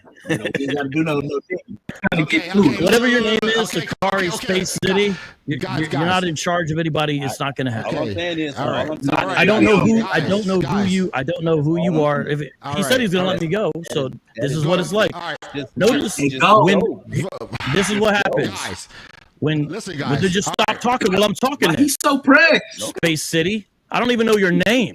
Space City. So I don't know why you made me skip that part. I freaking love that part, bro. He said we gonna read the law. We gonna read this. This is vocab trying his hardest not to read the book.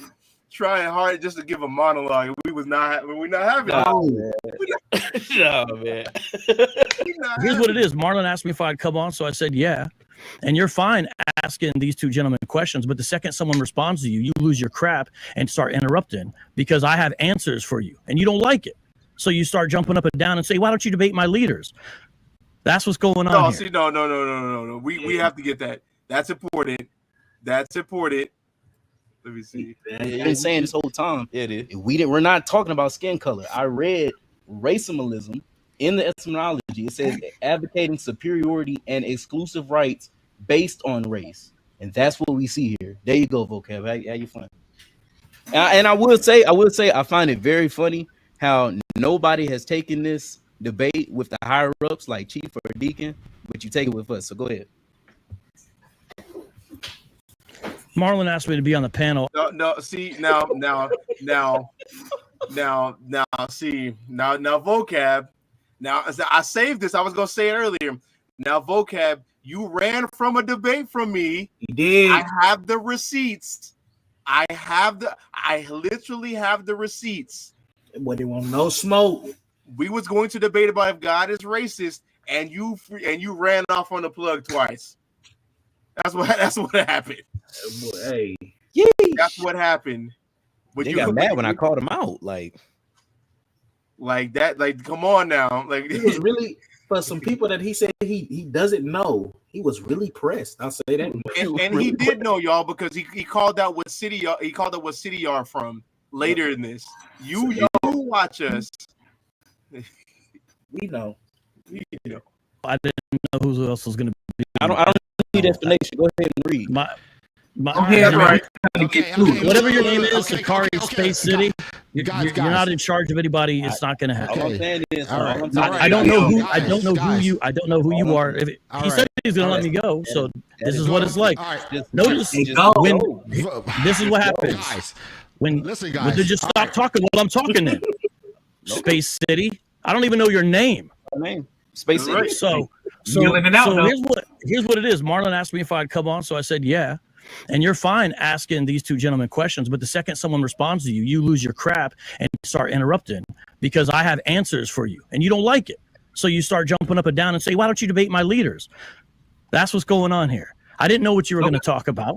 So it's not taking a debate with you. I don't know who you are. I'm on a panel with two Hebrew Israelites from Space City. There.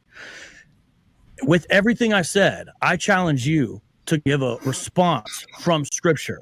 Notice I gave a whole bunch of, and I was very succinct. I was very to the point that, number one, interest in and of itself is not a sin. Unequal weights and measures, that's the sin. What I would challenge you from Sicarii, who have a flexible morality, which is really wickedness, you think you can have unequal weights and measures. It says the people who don't keep a law, though. Don't keep, bro. A flexible morality.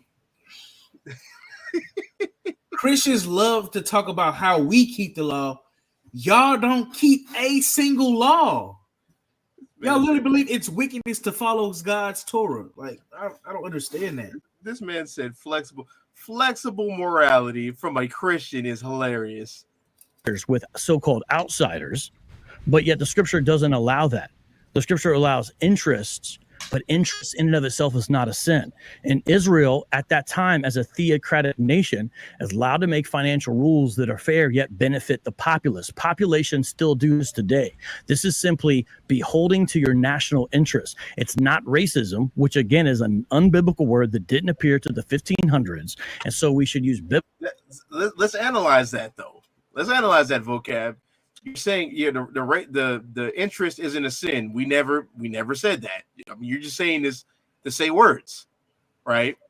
And then you said that they're allowed to do things in the national interest. That nation is Israel, and they can do this. They can do oppressive interest on a heathen, and the Lord told them to do that. That's racism. What are we talking about, bro? Like that's what I mean by he says a lot of words and doesn't say anything. It's crazy. Local words such as favoritism or partiality, such as James mentions, and the concept of nation, tribe, and tongue, which again matches closer to the concept of ethnicity or people or culture group. So within that, as a final nail in the coffin, to show you that what you're saying about this modern idea of racism that you're touting is incorrect, scripturally speaking, from not only just what I just said, but from a very definitive verse that you won't be able to deal with directly because of two key things. But I'm going to point them out. Colossians chapter 3, verse 11 says here, and the here is a reference to the church. Here there is not Greek and Jew, circumcised and uncircumcised, barbarian, Scythian, slave, free, but Christ is all and in all. Paul's not going to refer to Jews as barbarians. Barbarians are not known to be Jewish people. This is clearly not a reference to Jewish people. Show me a tribe of Jewish barbarians in the first century the Colossians would have been aware of. But even worse than that is this word Scythian. Everyone in the live chat, stop listening to me and Google Scythian mummy. Scythian mummy. Scythian. Look for the ones of the warriors that have their hair intact. I want to see that. Like it's irrelevant. It's irrelevant to the entire conversation. But I still want to see that though. Bro, it's irrelevant for him to say you don't see no Jews being called barbaric. Well, yeah, actually you do, because we believe that the Gentiles are people that's been cast away. Being called a barbarian just means you don't have you're not civil. It's not like a nation of people. Like I can call anybody a barbarian. Like I don't even know why he brought up that point. It's silly because it's like what he's doing is he's trying to throw out bait to get away from what the law says, and now we're talking about Paul's epistles, and it's a smart tactic. Because if you're gonna deal with the law, you like everything in the Old Testament. Like I said in the very beginning of this, when you're dealing with the Old Testament, is clear racism. But you can go to Paul's epistles because there's so much ambiguity. There's so much things that are vague to where now you can just say whatever you want. You can make anything be anything there. That's why he's doing that. It has nothing to do with the conversation. Because let's say we entertain it, right? Let's say we say Christ died for everybody. That's what he's going to try to establish there in Colossians 3. Let's say that, right? that doesn't stop the fact that the Lord said I can be oppressive to a Gentile using usury. It just doesn't change the fact. like that it's so irrelevant, vocab. Like you're like that's what I mean about like I don't understand how this dude is y'all's champion. I don't understand it. Just real quick, look, this is G19 G9:15. This is talking about barbarians in the Greek. It literally says any foreign ignorant of the Greek language and the Greek culture, whether mentally or morally. If you back in the day, if you didn't speak Greek languages or you didn't rock with Greek culture, you was called a barbarian. So that means Jews were called barbarians because they don't rock with Greek culture. I'm just saying. They looked at them like that. We know because that's bro. Well, because you see, I forgot if it's Pontius Pilate or another Roman scribe. They looked at our laws like they're repulsive. That's how they looked at us, like our culture and our mannerisms, as if they were repulsive. Like so we would fit in that category just by definition. Yes, that's why I was like, bro, I know he didn't just say there were no Jew barbarians. I'm like, bro, that is crazy. And this is when I realized, I ain't gonna lie, I thought, I only been doing this about 4 years now. So, when I seen Vocab, I thought he was one of them ones, but I ain't gonna lie. Vocab don't got no smoke, bro. I ain't gonna lie, bro. I was kind of disappointed, bro. I'm not gonna lie. Yeah, no, I was like, damn. I was like, you really just handicapped. Blonde. They have Euro-type features. The Scythians are not part of the phenotype that you would accept. You hear me? Saw them walking down the street in Houston. What's up? Yeah, Slacky. I was on mute, so I wanted to read something real quick on the Scythians, right? So this is from Britannia.com on the Scythians, and it literally says the royal Scythians were headed by a sovereign whose authority was transmitted to his son. Eventually, about the time of Herodotus, the royal family intermarried with Greeks. In 339 BC, the ruler Athenas was killed at age 90 while fighting Philip II of Macedonian. The community was eventually destroyed in the 2nd century BCE. Palakis being the last sovereign whose name is preserved in history. So these people, the Scythians, literally intermingled with the Greeks of the time and the Greek cultures that was there, bro. So by the time you get to the Paul, you literally have Israelites or the Greeks or the Gentiles, whoever you want to put on them, that intermarried with the Scythians. And then what about the diaspora? What about the Greek diaspora then? But I mean, the Scythians could have been anybody. The Scythians could have been anybody. So what do we? It's just like what do we like? Even if we acknowledge your point, you have problems there. And like, they were nomadic. That's why he keeps talking. It's the oldest Christian defense mechanism. Just keep talking. If I keep talking, I look like I'm smart to the other Christians. Mm-hmm. And the mummy. Yeah. Well, I was just gonna say the mummy. He's literally only talking about one picture on the internet, bro. There's only one picture of the mummy that he's talking about, and then it's only completed because they did a scan of his face, and he has like some orange hair sticking out, bro. That's it. And if he ever showed that, I'd be like, okay, let's say you're right. That's one. Yeah. What nation is homogenous? I would love to see it. Bro, that's the question. What nation just has one group of people and no other people around in it? Yeah, I would love to see it. You think it's just like I just thought this man was a little bit more formidable, and he's really. So the scripture is against your idea. That's an unbiblical, modernized idea that's borrowed from Europeans who were in sin, and now you're imitating their sin. Then why you don't wait, hold on, Slagger. I'm gonna keep going. But why don't you take the debate then? Why did you run off on the debate then? He got all this information that he swore he got, but anytime somebody called him out for debate, you ran, bro. You skedaddled out of there, bro. You skedaddled. You did like he wanted me to change it to. You wanted me to change the topic or the subject matter to lineages, and no, we're not doing that. I'm not about to change. I'm not about to change this to where you can take. So now you want to take the debate? No, we're not doing that. Is God a racist? If it's so easy to confound, why won't you take the debate? Like, it's crazy.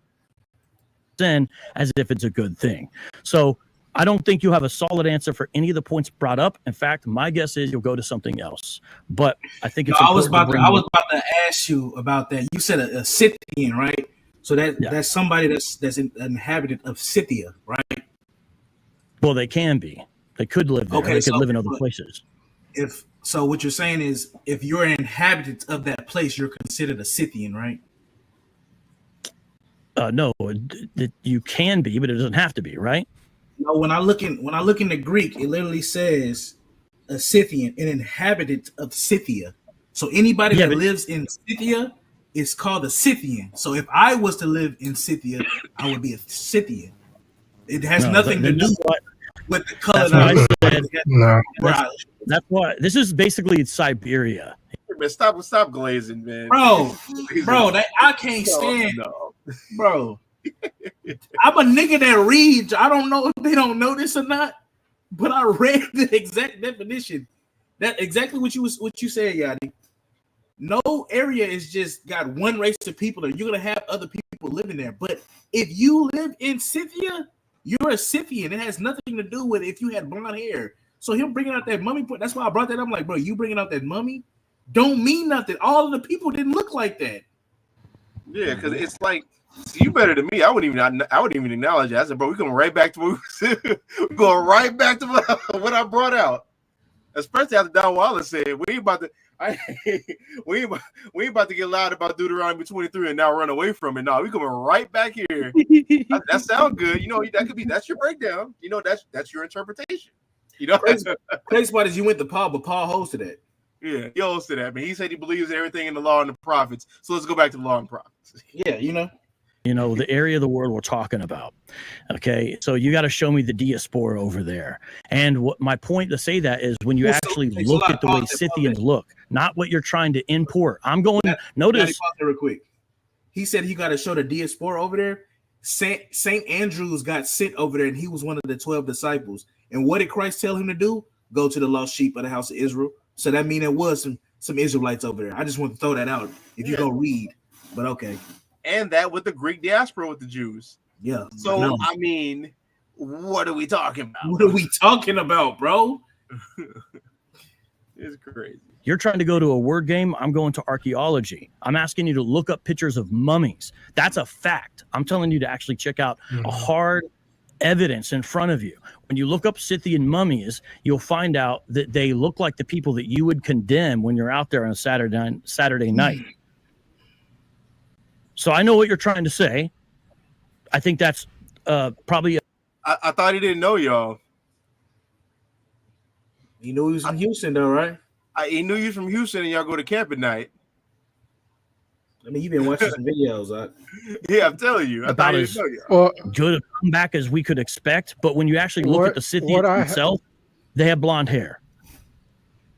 Yeah, can I ask a question about what he just said about the person coming from Scythia being a Scythian? Would you say that everyone who lived in Israel or came from Israel was an Israelite?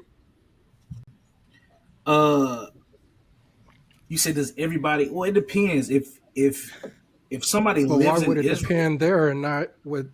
I mean, because I'm saying, like, I'm using the same standard. Explain. Okay. It actually goes into what we was going into the law.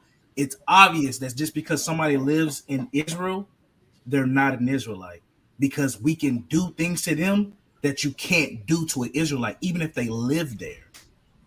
That's the whole point of the so-called usury that Vocab was going into and who he desperately ran away from. He didn't even explain how we know in America that black people get charged higher than white people in entrance. You can go do this. You can go look that up. All of y'all on this panel would say that is racist. And what we are reading in the Bible is a nation of interest people. In what? What interest? I'm asking about the claim that you just made. What loans, interest? On house loans, on a lot of college loans. So you're saying that my interest is higher than white Yes. So my interest on my house. Yeah. You go look up the statistics. So if somebody, hey man, because Dominique in here talking too, bring the receipts out, bro. Let's go. Let's bring the receipts out, bro. So let's do this, right? Niggas be just bro, and you know, black people, y'all get on my nerves, bro. Because y'all try to act like y'all be trying to save faith for these white people like they are not doing this to y'all. And it's like if y'all don't, it's like y'all don't do no research of the oppression of what's going on to us right now. That's why y'all niggas be in the Sunday place trying to vote for Kamala Harris. Like, God damn. Let me see. There's look at Dominic in here. Watch, he about to get cut too. He obviously he don't do no research either. So this is. Hey Dominic, just hit the link whenever you want to, bro. I'll take the smoke. We take all phase around here. Yeah. And this is recent too. This is recent, fairly recent. This is from home ownership, and it's an org. It's a .org, so it's not commercial, right? So it's citable if anybody knows anything about citations, right? It says mortgage firms charge higher interest rates for perceived risk factors such as higher loan to value ratios and low credit scores. As a result, the average black homeowner's interest rate is 33 basis points higher than the average white owner, and black homeowners pay about $250 more per year in interest charges because black borrowers are disproportionately locked out of opportunities, redlining, for refinancing their mortgages to low interest rates. Refinance activity is 2.5% higher for white homeowners than black homeowners. The cost of this disparity is an extra $475 per year for black borrowers. Bro, this goes all the way down. It's just for every aspect of owning a house and managing it, interest rates, where you can lease it, the type of loan that you get. This entire article shows you that it's higher for black people. And matter of fact, let's look at this. This was made in March 9, 2022. This is 2 years ago. And a Jewish person came up with this, which is also ironic, right? There's another one. Let's see. I sent you a couple too. I got one from Harvard. I got a Harvard study. Oh yeah, we need that. Yeah, I sent that too on Facebook. I got Send it on. Send it in the back chat. All right. In the private chat. And I got one. I'm about to send this one too, bro. I'm about to send this one, bro. Is it closing the house gap? Let's see. There's another one.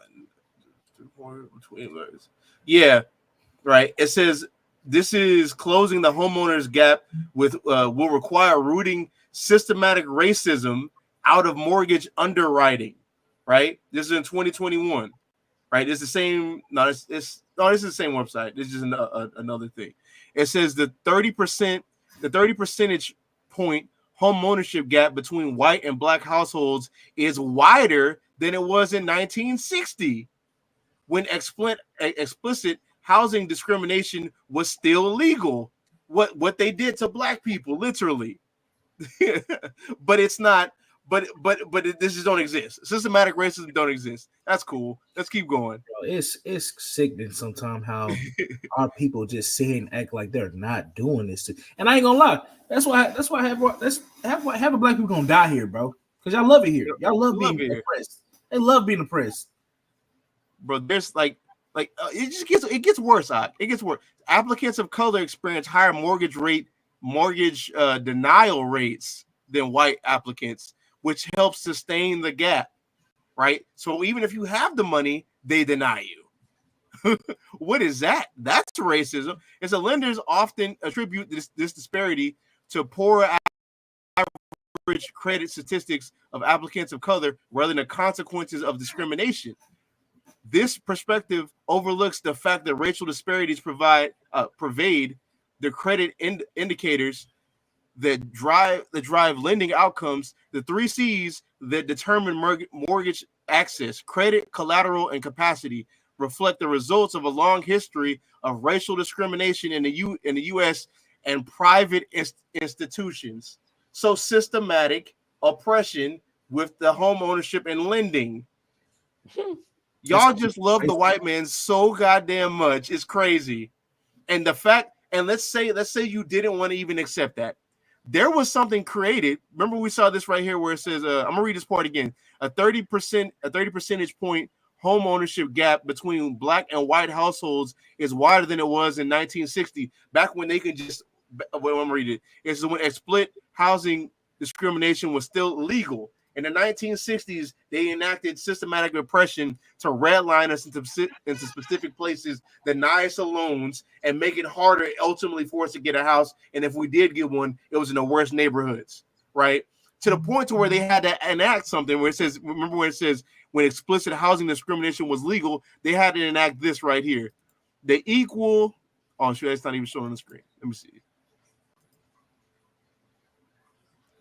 The Equal Credit Opportunity Act, right? Because they were discriminating against people with about race, number one, color, religion, natural origins, sex, marital status, age, and use of public assistance, which also diversely affected black people versus anybody else.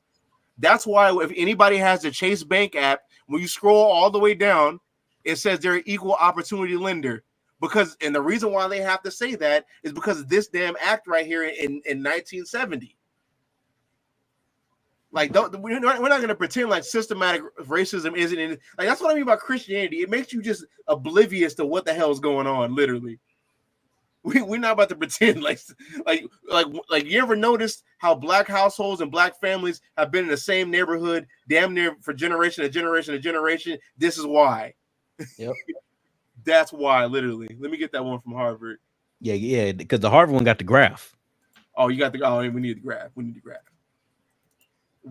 the graph. It's the first one. The first one I sent. Yep.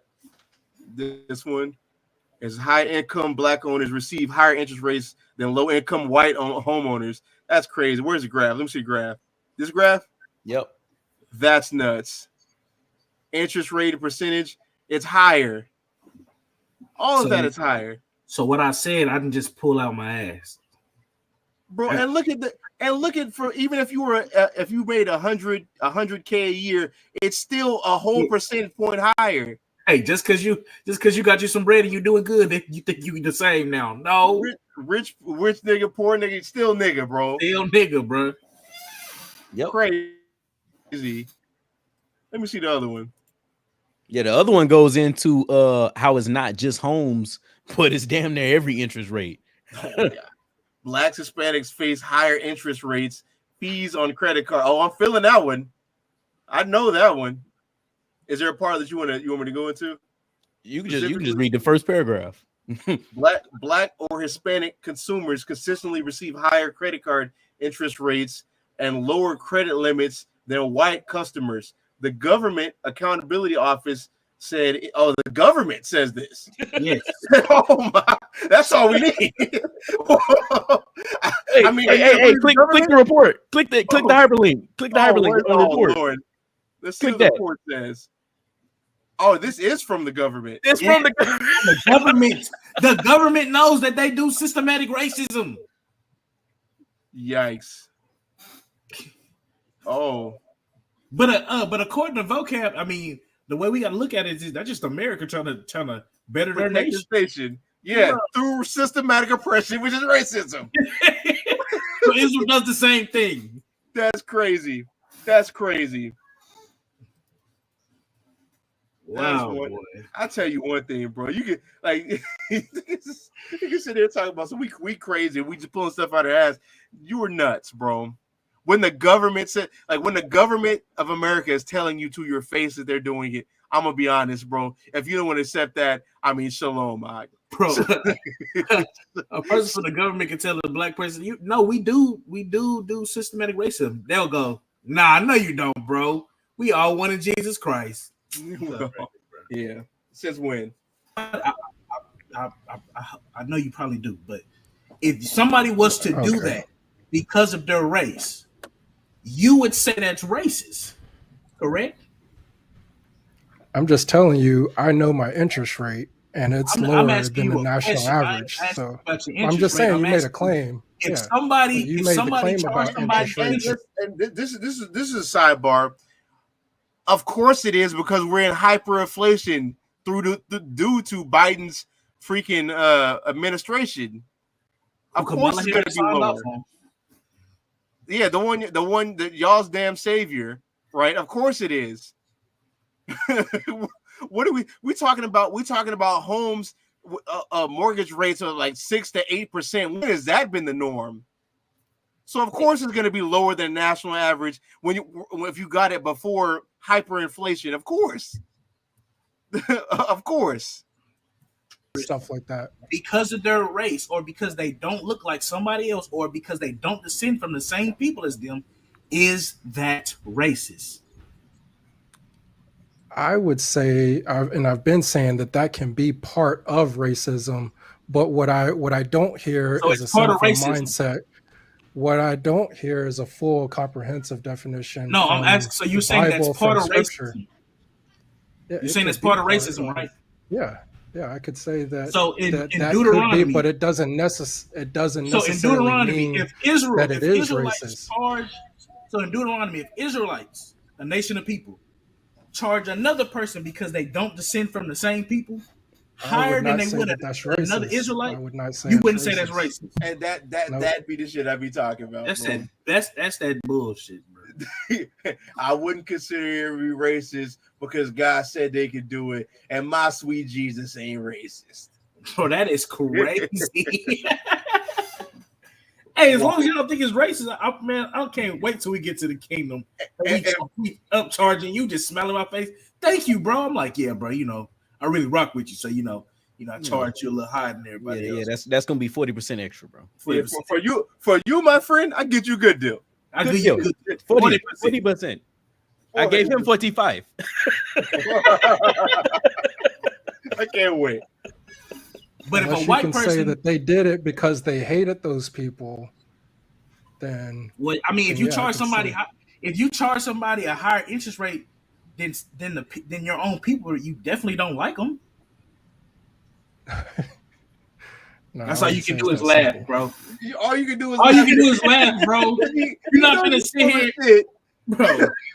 You're not gonna sit here and play with me like that is. Oh, well, that don't mean they hate them. So I like you because I'm charging you higher interest rates than my people. All right, bro. And that's why Vocab's not saying anything and letting him be the sacrificial lamb. Yeah, I know. He's I'm ready when y'all want to talk about Paul. I'm right here for it. But these commandments. That's what this guy's for. Wow. Okay. Yeah. It's just separating things out. One has to do with I know y'all are playing with it, so we might as well. No, we want to give the full context. Nobody thinks this is a good point that we need to run from. If you want to stay here, we can stay here. I said we can move on because we don't see eye to eye on it. Right, but there's a few things I think that you've neglected really to deal with. One is this one category has to do with international business. It's like international finance. So you have a different set of rules. The other one is taking care of somebody that's a fellow citizen with you. And it's interesting, if you study the background of it, the other prohibitions against interest only dealt with one class of Israelite. Do you know the class of Israelite that is specified the other times rules on interest are brought up in the Bible? Do you show it? Yes. But it's important to know because what I worry about... Show me. Yes, I can.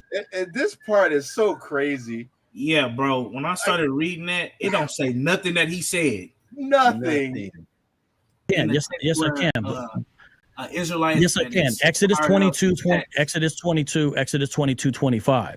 That's one place. So, wait, did he say an Israelite can be taxed, but like not as much as a poor person, as far as interest goes? Yes, he's trying to say that we don't give interest on poor people, but we give interest on higher ups, basically. But the Bible says we can't give interest on any type of Israelite. Yeah, that's what I was gonna say.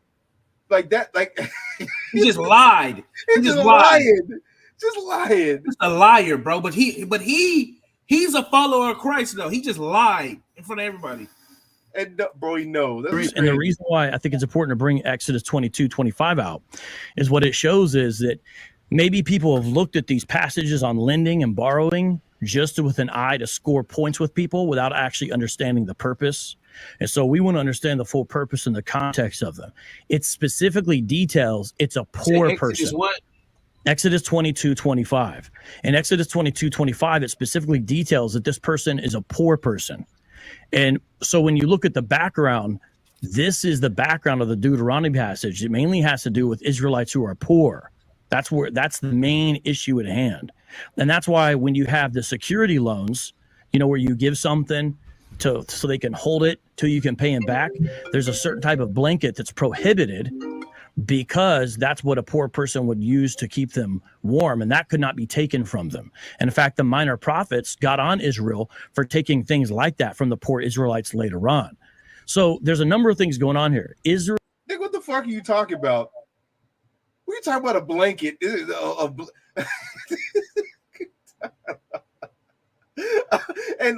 I want the record to show. And this ain't just for vocab. When you see somebody talking about the Bible and trying to give an exegesis without reading the verse, you should automatically know it's bullshit.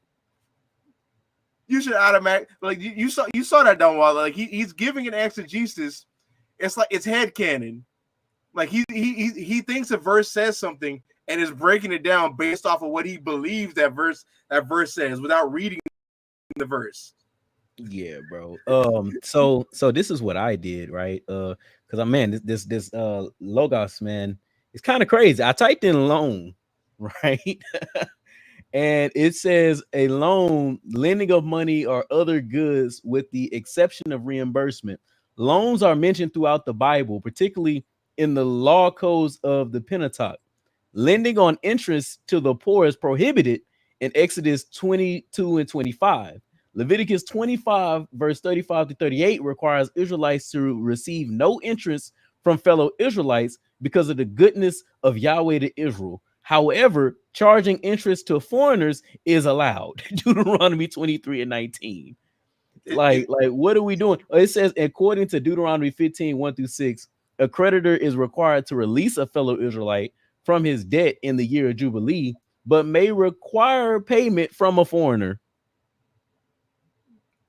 Finished. It's finished. And you know what's crazy about that? We didn't even need Logos to tell us that. No. No. It's just he is what I don't want to say on the platform, bro. Hey, but it starts with a P and the second word starts with an S. Okay. Or POS. That's what he is. Yeah. He's a POS. That's what he is. Hey man, look, man, I'm saying it, man. He's a piece of shit, bro. I'll be I'm saying, bro, because we already went through before y'all got on. I went through the part where he said he's not gonna go after the small hats, but he's gonna go after us. Oh, you already played that? Yeah, I already which is crazy. But that's what he is. You're literally lying and making up stuff, and you're creating a straw man and attacking the hell out of it. Israelites are forming a nation. They should look out for each other, just like nations are supposed to do. That's not racism. That's called protecting national interest. So just like today, the United States puts tariffs on things that come in from places like China, because that way it gives American businesses a better chance to compete in areas such as steel. It's not to do with racism. It's to make sure that your own economy thrives first before you make a foreign economy prosper. You guys are turning something into... Pause there real quick. I just want everybody to know when you watch that, he talking about product right now. We talking about people. Who said it is racist to charge interest on product that's coming in? We not talking about that. We talking about, is it racist to charge interest on people that don't come from the same people as you? And I don't know if any of y'all noticed that. I noticed this, but watch this, right? They spent their whole time talking about racism as a modern term just to turn around and talk about tariffs. Where's that in the Bible? That's hypocrisy. That's hypocrisy. Don't tell me this word doesn't exist. Don't tell me this word or this concept doesn't exist because in the Bible because it's a new thing. But the tariffs and the way America does natural interest isn't in there, and then say that's the equivalent of what's happening right here. You basically what I said about the concept. The word isn't there, but the concept is there. That's what you're trying to do with usury, but not with racism. I wonder why that is, Vocab. Yeah, that's a powerful point. That's a powerful point. Now, usury, we can apply the modern definition in modern terms and modern examples, but we can't do it with racism. It's crazy. And this is your champion. Is this your king? Is this your king? Is this your king? Is this your king? This guy's like T'Challa. We throwing this dude off the waterfall, bro. Racism that's about international commerce and business that is still practiced to this day by nations, regardless of the way they look. Exactly. It has to do with nations' financial solvency. Knee pads. Say what? Bro, I just want to say. No, I agree exactly.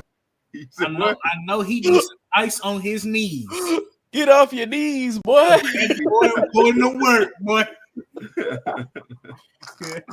Boy, going some knee pads, bro. Just like I mean, I just don't operate like this, bro. If I don't have nothing to offer the conversation, I'm gonna be quiet. I'm just gonna be quiet. You're talking about Jesus, but if you don't get on somewhere. Exactly what Vocab was saying. Like when you go to another country, if you get a visa and you stay over there for a certain period of time, there's certain financial rules that you have to follow, certain things that you have to pay. But I'm not looking at those people as though they're racist because they're treating me different, or I'm not looking at certain immigrants who come here and they're not allowed to vote, and somehow all of a sudden we're racist against them. Like there's, I don't know. To me, it sounds like that's what you're kind of. The verse that you pulled out, Vocab, it just says that if the people that are poor, which is poor Israelites, you should do interest. What does that have to do if I can charge interest on a heathen? That's what I mean. Like niggas just quote a verse and just start giving a breakdown, but don't go and read it. And if he'd have read that, could you imagine him trying to read that verse and then give that same breakdown? But do you see my face though the whole time reading? I'm like, bro, it doesn't say what he is saying, bro. It just says don't charge interest on the poor, which are Israelites. So what they got to do with charging a heathen? Nothing. Nothing. Read it. Read the verse. Bro, what was it? Exodus 22 and 25. Yeah, it says, if thou lend money to any of my people that is poor by thee, thou shalt not be to him as an usurer, neither shalt thou lay upon him usury. Don't charge interest on the poor, which are Israelites, but you can't charge interest on any Israelites. So it's like, what are you talking about, bro? So and after reading that, how could you we just listened to him give like a 2 or 3 minute breakdown about something that has nothing to do with what we're talking about or what he's even talking about. Is this your king? Hey, yeah, it says you shall because the. What's up?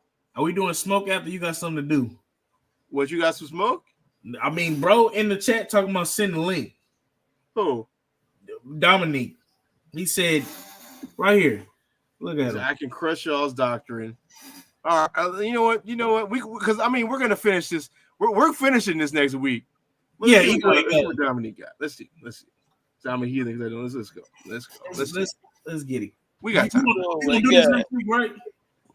Let me see. How do I forgot how to do this. We're gonna go over this video next week again, huh? Yeah. So yeah, bro. We only like 45 minutes into the convo. Yeah, bro. Yeah, we'll finish it out. And we skipping bro part a little bit because I did like when he was getting on vocab ass. That was nice. That was nice. Come on, Dominique. Link for Dominique and Dominique only. Come on, Dominique. So you can crush our doctrine. I love it. You finna come up here and give a sermon and not stop talking. I bet you. Yep, that's what Vocab said. You know, that's what Taquan said.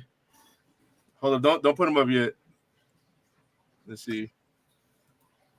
Do not put them up yet. Let me do this real quick. He might get up here and do some weird, bro. Not having it. Not having it. Oh my god. What's up, man? The champ is here. The champ is here. I'm sure he is. What's good, man? Leviticus 25:6. Let's start with that one. If y'all want to pull it up on the screen real quick. What about it? So we see 25:6, Leviticus. There are 3 types of strangers in a specific verse. Or 3 types of servants, to be exact. I don't even have the scriptures in front of me. This is how easy this is, bro. Okay. This is how easy this is. I'm not trying to be boastful. Honestly, I do want to come up and really have a discussion with you to see if we could both be honest with each other. But I done been on so many different Israelite panels, and they run from the discussion, bro. They really do. They run from the discussion. They run from the points. They run from the definitions, and they constantly say that the stranger can be interchangeable, and it's just not true. And if y'all could show me here, Leviticus 25 is the coldest. I'm curious. What's the point of this, though? What's the point of you came over and said there's 3 different strangers? What's the point of that? The point is to prove that this whole thing that you was talking about you could give food, you could practice usury, right? You were saying that you could practice usury on a non-Israelite. It's just not true, and you can prove it with these specific words. You can prove it. Hold up. So when the Bible talks about usury in Leviticus 23, who is that talking about? You got to go to the verse, bro. You got to read it for me. I ain't even got it in front of me. Well, let's just read that. Let's read that. We're gonna come back to what you said. This is I'm very curious. You better pull up on the screen. I got it. You can start reading it. I gotta pull it up on little guy. This is Deuteronomy 23 and verse 19. It said, "Thou shalt not lend upon usury to thy brother, usury of money, usury of victuals, usury of anything that is lent upon usury. Unto a stranger thou mayest lend upon usury, but unto thy brother thou shalt not lend upon usury, that the Lord thy God may be blessed. That the Lord thy God may bless thee in all that thou sittest thy hand to in the land, whether thou goest to prosper it." So what does that mean? Yeah, it means that when you click on that word stranger, you will see that this specific stranger is a nakar. That nakar is someone who is not in covenant with the children of Israel. That is simply so I can charge interest on a heathen, on someone who is not in covenant, but someone who is in covenant, such as a person who is circumcised or bought with your money, just as we see in Leviticus 25:49, I believe it is, where it says that the bondservant who you buy, you can inherit him forever. It tells you that if a stranger or a sojourner goes into your land, right, you're supposed to deal with him properly. The word sojourner, if you go to Leviticus 25, okay, bro, hold on, bro. We're not gonna do a sermon. Let's slow down for a second. So you said that word stranger means somebody who's not in covenant with the Lord. So is a heathen not in covenant with the Lord? He can be if an Israelite purchases him. If an Israelite, if he doesn't, though. If he doesn't, he a straight up heathen. So usury can be put upon him then. But the point that you missing though, brother, I agree with you, brother. That I'm not asking you the point that I'm asking you. Can I put? See, there you go. You running, bro. You running from my point. Look, bro. I'm not running from any. I'll deal with any of your point. I'm asking you straight up questions. So the heathen that is not in covenant with the Lord and who is not trying to join themselves to Israel, right? I don't agree with that, but let's just say I do for a second, right? Can he have interest put upon him? The heathen that's not in covenant? Yes. Of course, brother. That's what the scriptures say. How is that different than what we say? It's different because when, just as I said it 3 times already, and I ain't trying to be facetious, and I'm not trying to be disrespectful, and I'm not trying to be boastful. But just as I said, when I came up on here, I said the Israelites constantly run from the topic, brother. So you got me repeating myself when I just told you. The Nakar is different than one who is a guard. The guard is also a stranger. There is multiple meanings for this word. The English, they like to play games with you and put stranger here and there and there. What they really should have did was uh, uh, uh, gave the details on what these different strangers are. But this is why we are having these issues, because most of us don't have the time to deal with the Hebrew. Shit, I don't even know Hebrew, but it takes common sense and reading comprehension to just click on that blue letter word and see what it exactly means. And the story unfolds, bro. A guard can be a non-Israelite who is your servant. Uh-huh. So Yeah, and non-Israel, it could also not be too. Yeah, I'm about to say what? but that even just because it can also be an Israelite, that don't take away from the point that non-Israelites can still be in covenant, bro. Well, no, what the way you would reconcile that is you would have to look at the context then and what's happening. Yeah, because I ain't gonna lie, Leviticus 25 ain't talking about nobody being in covenant. Well, before we get there though, Yeah. like if we're like Hebrew words and Greek words, they're going to be defined by the way they're used, the context, especially gar in this case. If we start at verse 19, read 19. It's a lot. Yeah, I moved away. You got to put up that one. It's on the screen if you want to read it. Oh, you said 19. It said, "Thou shalt not lend upon usury to thy brother. Usury of money, usury of visuals, usury of anything that is lent upon usury." So that's a hold on fast. So who is that? Who is that brother? The brother is anybody in your household. When has that been the case? Yeah. Whoa. When has that been the case? Because when you love the stranger as yourself, he is your brother. Show me that in the text. Yeah. Show me where a non-Israelite can become your brother. He I mean, it's kind of. You want me to? I'm not dealing with common sense. I want you to show me that in the text. You want me to show you where it says that a stranger who you bought is your brother, that he is your kinsman? That's what you want me to show you? Yes, sir. Show me that. The only way I could really do that to show that it straight up just says it directly, because it really don't say it directly. You really it don't, because it's not there, brother. It's not there. Okay, so explain to me why is the covenant made with the drawers of water and the hewers of stone? Brother, we're not hold up. We're not going anywhere other than here. Oh my jeez. We're not doing that. What's happening is this. We're dealing with the word in the gar in context, right? Like, well, you said gar, but I mean stranger right here. We see in verse 19, it says, "Thou shalt not lend upon usury to thy brother." You can't find no text that says a heathen becomes your brother, because it don't exist, right?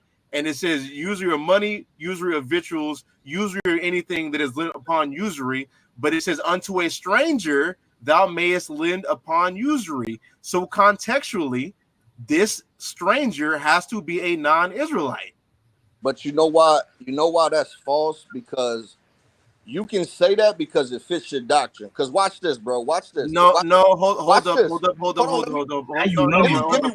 Give me 1 minute. No, we're not gonna do that. You're saying you know why that's false. You couldn't show us or provide us a scripture that says a brother is a heathen can be your brother. So you were in no position to say our theology is false. That's just you want to just be what's that word called? A contrarian. You're just being a contrarian. That's all that's happening here, bro.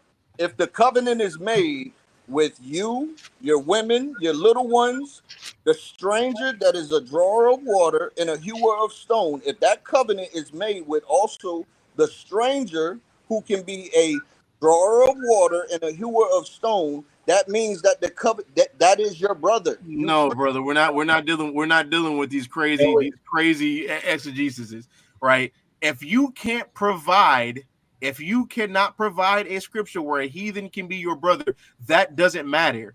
You're just making an assumption. So what makes somebody your brother in the context of the Old Testament is somebody who's a children of your people. it says, okay, you know what? So a neighbor, you know what? I can find something. So a neighbor isn't considered a brother?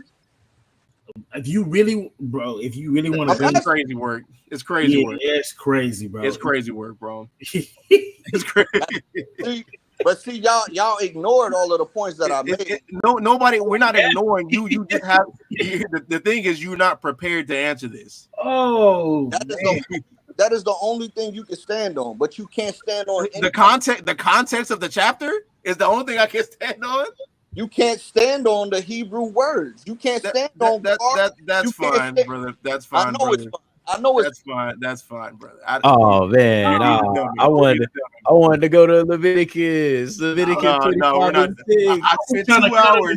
I spent 2 hours talking to Taquan's dumbass. I'm not about to do it again. I was about to cut him in Deuteronomy 29, bro. In Deuteronomy 29, it literally says, hold on, bro. Watch this, bro.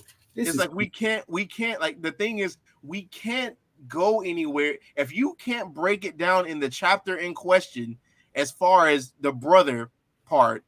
Nothing you're saying is relevant. It's not. I'm gonna have to now talk about things that are irrelevant to the conversation so you can have a point in the conversation. We're not doing that. And Jim Green and this too, Jim. Now speaking of people who's running from debates, right? You see the link in the chat. Yeah, come on, Jim. Come on up here. Like you know, I'll tell you one thing about me, brother. I'm not above rebuking an elder. I'm not, right? So you can either be quiet in the chat and go make your one-sided videos like you like to do, right? And also you should actually, Jim Green, right? And I also want to thank you for telling us about Logos because now we got it now. Hey, yeah. I forgot about that. Because of you? Oh, but Hey, you messed up. You changed the game. You said we ain't have money like that.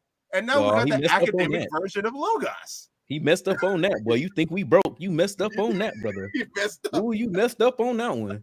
So thank you, sir. In the verse we brought up, the word is ger. Like he acts like we don't read the Bible. I mean, the link was sent. The link was sent about like 10 minutes ago. All he has to do is scroll up, and we can jump on. All he has to do is scroll up, man. He's not hopping in here. He's not. But Ket, do you want to deal with Kethy?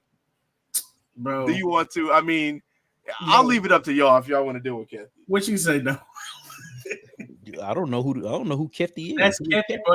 That's the brother that bro. Everybody's talking to this man in Sicarii and just been cutting him. He don't understand. Oh, he's a punching bag. Yes, he's a punching bag. I mean, if you're bored, I mean, we've been debating people for the past 24 hours, man. Yeah. We got it right before here. We debated somebody, so it's like, bro. Do you want to deal with him or not? I mean, I can take it or leave it. Bring him up. Bring him up, bro. Bring him up. See what he got to say. Let's see. Put that back just in case he's an imposter. What it do, Kathy?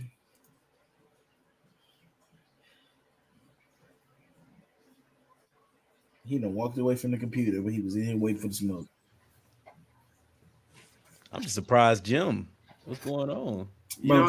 Hey, Jim said he never said anybody was broke. Yeah, that's real funny. I watched the video. There's too many receipts, Jim. Bro, Jim, don't do that. I was gonna let him make it, and I mean, I was gonna let him.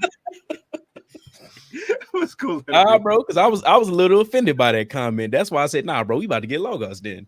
Yeah, you think Hebrew Israelites don't got a job? All right. Like I don't slave for the white man every day. Yeah, Come on, Kathy. Lord and Christ, man. He'll come back up. Go twice. So I'm not dealing with Buddy with the stranger. It's not happening. I like y'all can deal with. Oh, he said he's coming back. He put it in the private chat. He said, bro, let me deal with him real quick. Let me deal with him in the Deuteronomy 29, bro. Let me just deal with him right now. Go ahead. Yeah, bring him up. He has until Kathy comes back because I'm not going to. Yeah, I wanted to go to Leviticus 19. He wanted to talk about Leviticus 19. The chat is back. Oh my God. Hey, bro. So you were saying in Deuteronomy 29 that the covenant is made with the heathen? Now look. Let's go to Leviticus 25, and I'm gonna get up off y'all thing. I'm gonna stop trolling, right? Because that's how y'all think I'm scoffing and I'm trolling. Let's go to Leviticus 25 where it talk about the kinsman the kinsman redeemer. His uncle could buy his nephew by slavery. Let's go to it real quick. What verse? At first he said Leviticus 25 and 6. Okay. No, not 6, 25 and 40. I believe it's 47. Leviticus 25, 47. And if a stranger or it says if a sojourner or a stranger waxes rich by thee, and thy brother that dwell by him wax poor, and he sell himself unto the stranger or the sojourner by thee, or to the stock of the stranger's family, after that he is sold, he may redeem again one of his brethren may redeem him. And okay, that's just saying that an Israelite can redeem his brother from being a slave to a stranger. Watch this, big bro. Watch this. Hold on real quick before you go. I'm about to go run to the restroom. I'll be right back. Go ahead. This gonna be the snare, bro. And I ain't even laying the snare, but you're gonna have to live with this once we get off of this. Okay. If I'm a half Israelite and I got an uncle. We don't believe in half Israelites. The Bible don't even say anything about being a half Israelite. That's fine. But if I'm a half, if my mother is an Israelite, my father is a non-Israelite, right? Yeah. Can I be bought out of slavery by my Israelite uncle? By your Israelite uncle? Yes, sir. Is that what the verse says in 47? That's exactly what it says. It says, or his uncle or his cousin may redeem him. Where does it say that? Is this off your mother's side? Oh, he just kicked him off. Or he just fell off. I'm about to say, bro, where does it even give you whose side of the family your father is an Israelite on in this? Bro, fell off, cuz. I was trying to dive into that. It don't even, bro, when you read verse 47 and 48 or 49. The daggers in verse 50, bro. I know that I was gonna let bro just walk himself down, but I just wanted to ask him, where in this does it say that this is a person whose mother is an Israelite and her brother is buying you out? Where does it say? Bro, he just fell off. But he was trying to say that in Leviticus 25 and 49, he was trying to say, well, let's say you a half Israelite and your mama an Israelite and her brother buys you out of slavery. And I'm he don't even say that. Yeah, I told y'all. Bro. It's good, bro. I tried. Never mind, bro. You was right. You gotta listen sometimes. I'm just saying, bro. I've been on different platforms. Nobody want to do like that lets you know everything you need to know, bro. And I want to bring up verse 50, what you was talking about, bro. So first Leviticus 25 and 50. And he shall reckon with him that bought him from the year that he was sold to him until the year of Jubilee.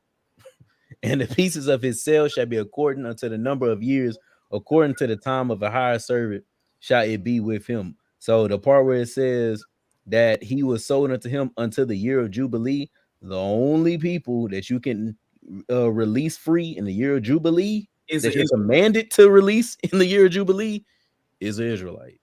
So yeah, no, this stranger here is not a heathen. The actual heathen is when you jump up in verse 39 down to 46. That's a heathen. That's an actual heathen. So yeah. It's really, you mean verse 44 on the 46. That's an actual heathen. 44 to 46 is actual heathen. But either way it goes, Cud don't know what the hell he talking about. So we're buddy up with the smoke, man. I got 15 minutes. I got 15 minutes of smoke, man. We'll wait till they come back. You want to go a little bit, just a little bit longer in another video? Yeah, shoot, we can. Yeah, I got 15. Yeah. The Israelites it's specifically designed to protect the poor, meaning there's some question within exegetes about. I'm not going to lie to you. That sounds like they're protecting their people and getting over on heathen. Well, like when I go into the word for usury, it means to like get over on somebody. Well, see, usury is an obsolete English word. I want to look at the Hebrew words here. Not. He didn't understand what I said. He didn't understand that I was reading the Hebrew right there. That's literally what it says. He only said that because he wanted to sound smart. He said, well, that's an English word. We know what it is, bro.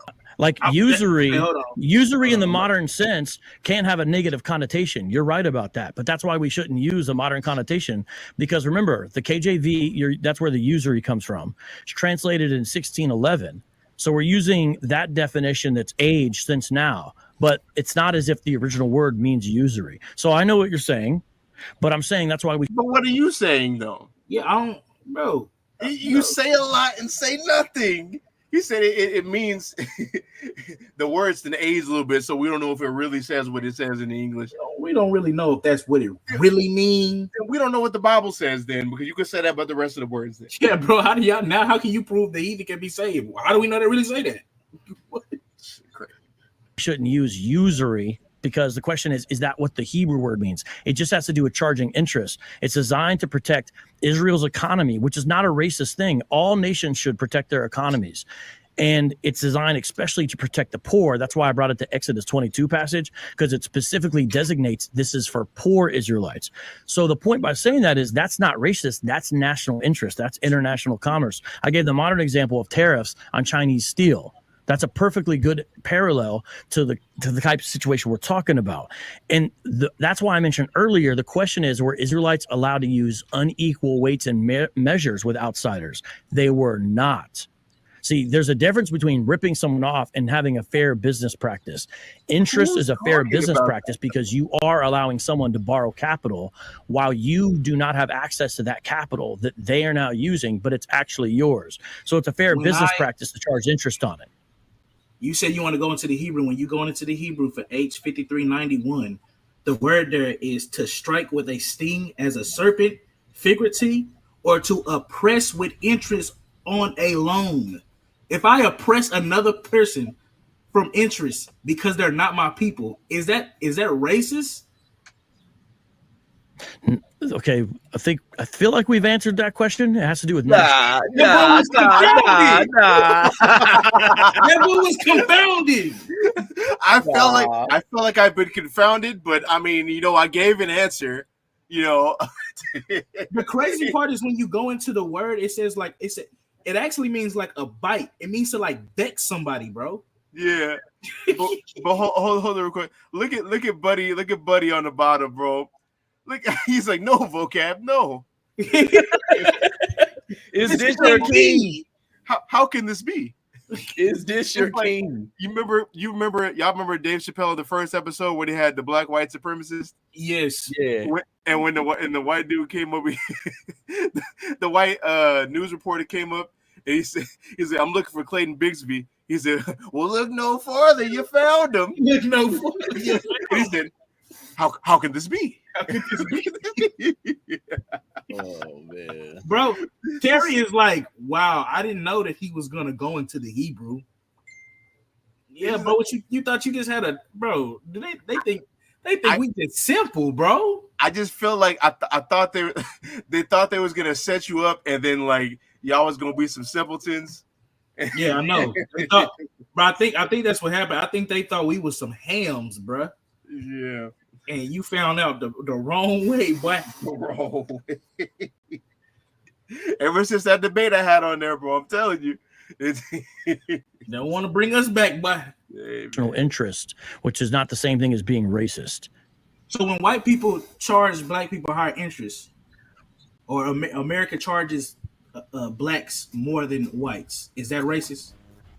If these are Black American citizens, that's racist. If these are foreigners from another country, that's he's trying to speed past it. He's trying to speed past it now. Hold on, brother. Hold on, slow down. That's racist. But this is crazy. Then that's protecting national interest. Let's take the same Which makes logic. sense. Let's take the same logic. You said that if white people, let's say if white people were charging there Black you people go. interest to oppress them or to get over on them. There we go. Cover. Kathy, you got a good 10 minutes, man. Hold up. There we go. Kathy, how was your internet connection in Congo? Oh, is that Kathy? Oh, Yeah. oh. Yes, is that Kathy? Oh man. How many lions did you have to fight today?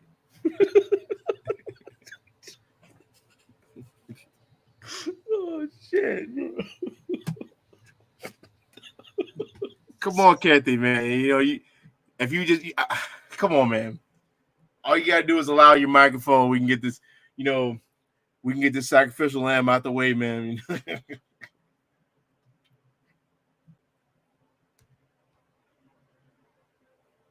Going once. Oh, you shot your shot, man. That was it. We're gonna keep on going. This guy. That would be racist. By your definition of racist, remember, I like sticking to the biblical words, specifically, which is partiality and stealing.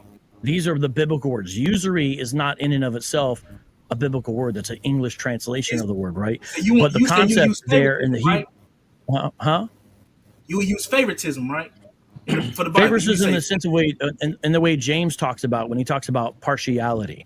That's an unjust judgment, right? So if I have favoritism to an Israelite, so I don't charge him interest, but I don't show favoritism to a heathen, so I charge him more, and I oppress him with usury, is that racist?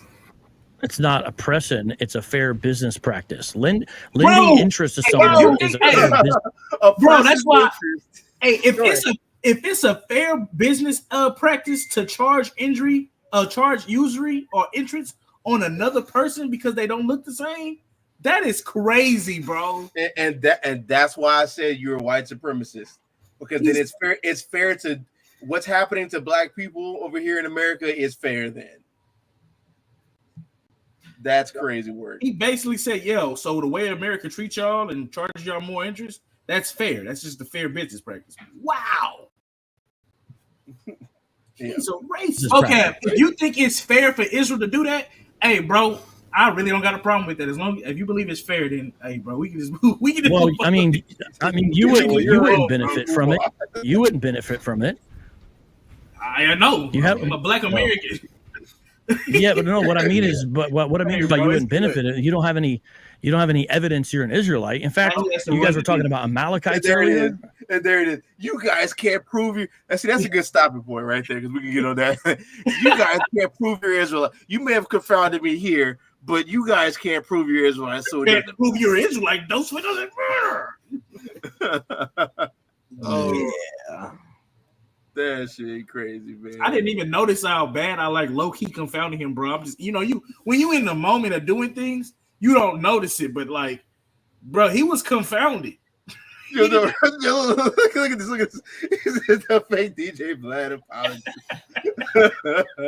I've been on a tear, bro. That shit is crazy. Oh man. This shit. Oh my God, Kathy. Look, bro. Hold up. This is you literally have 10 seconds. Kathy. Okay, can you all hear me now? How are you doing? I'm doing good, man. How you doing? I'm doing good, man. I didn't have to fight any lions today to get here, bro. How you doing? Yeah, pretty good. Just had a very rough day at work, but it's all good. Oh, man, what's up, man? What you got today? Yeah, just a quick question because I watched not all of it, but I watched part of the debate yesterday that the two brothers were having with Vocab, and I thought while I was watching it, I heard about something that was very interesting.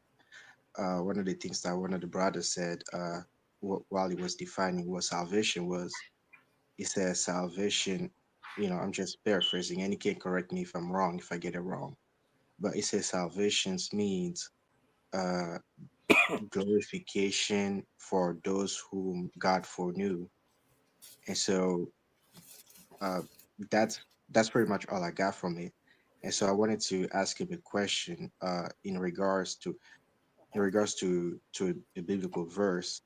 But before I do so, like uh I just want to know more from like where he's coming from, like how he defines salvation. Like, is it just like the glorification of the people who God foreknew, or could it mean something else? You on mute. Yeah, so glorification wasn't our definition. Glorification was the definition of the brothers on the panel. We went to Romans 8 to show how that glorification and that justification was attributed to the people who God foreknew and predestinated. And those the same people who God foreknew or predestinated prophetically proclaimed what their salvation was going to be, which then I went to Luke 1 and 68 and then Revelations 12 and 10, which they did not answer. So, I mean, would you like to answer um, Revelations 12 and 10 or Luke 1 and 68? Because that's the biblical definition of salvation that we hold to.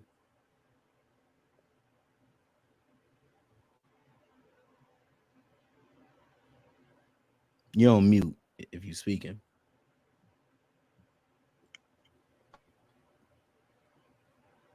You're on mute again.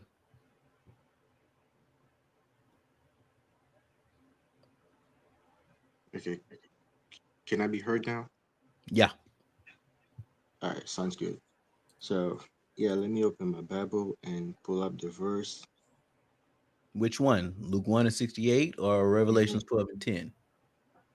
We could look at both. Right now,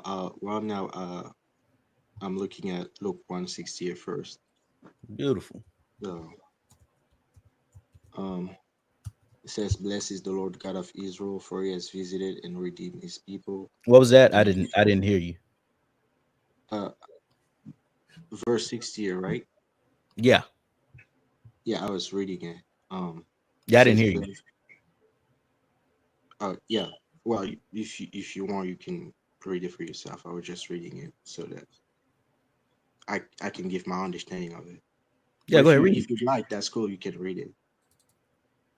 Go ahead and read the verse, brother. Okay.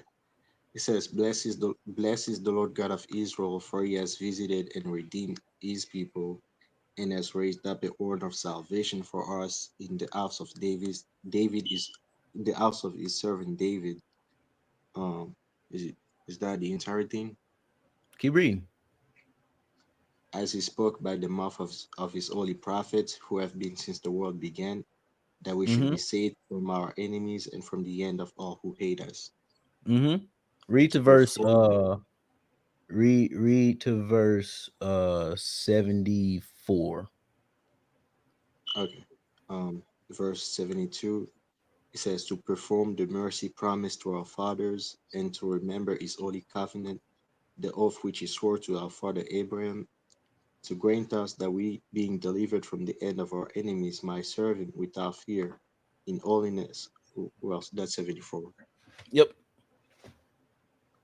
So Okay, what about it? so yeah, the way I look at this passage right here, it's speaking about Jesus coming and visiting His own people. Like it says in John 1:10, I believe, says He came to His own, and His own did not receive Him. So that's what I believe is the time of visitation. And He also talks about it in the same book of Luke. Um, Let me get it in. Yeah, in Luke 19, Jesus, you know, Jesus was wiping, and he was weeping for, because he visited His people, and they did not accept Him. They did not understand that He was the actual Messiah that the prophets prophesied about, concerning. So, and Jesus was wiping about it in Luke 19, and it says, I'm gonna start at verse. Wait, you said Jesus was weeping because his people rejected him? Yes. You talking about when he was in the garden? No, in Luke 19, when he weeps over Jerusalem. Okay, okay. I just wanted to make that clear. Let me see. But I mean, again, no, we're looking at Luke 1, 76 to 73.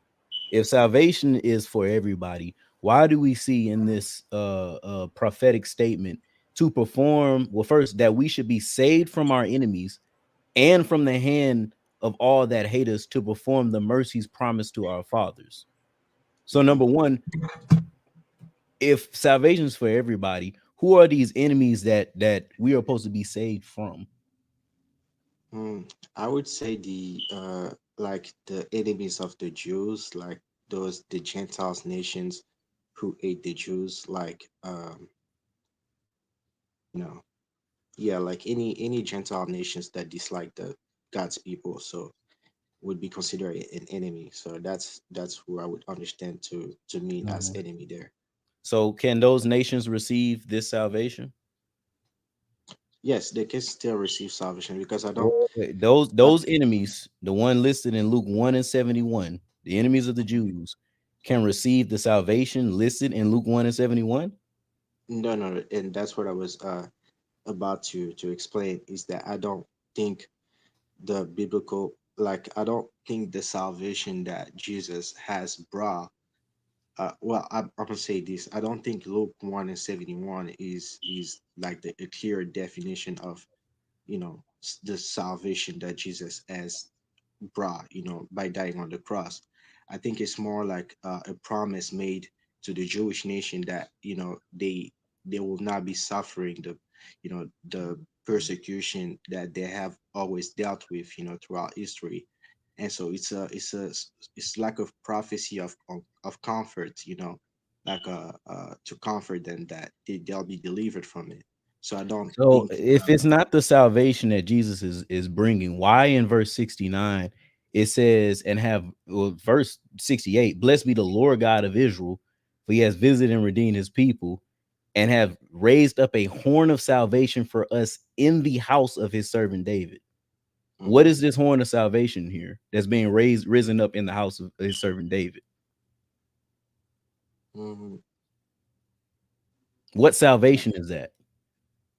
Yeah, like I said, I believe it's just a prophecy of comfort, like a deliverance from all the captivities that the Jews has had endured throughout history. So that's what I believe salvation is talking about there. Because Okay, remember, it's not. that's the biblical salvation that we see all throughout the Bible.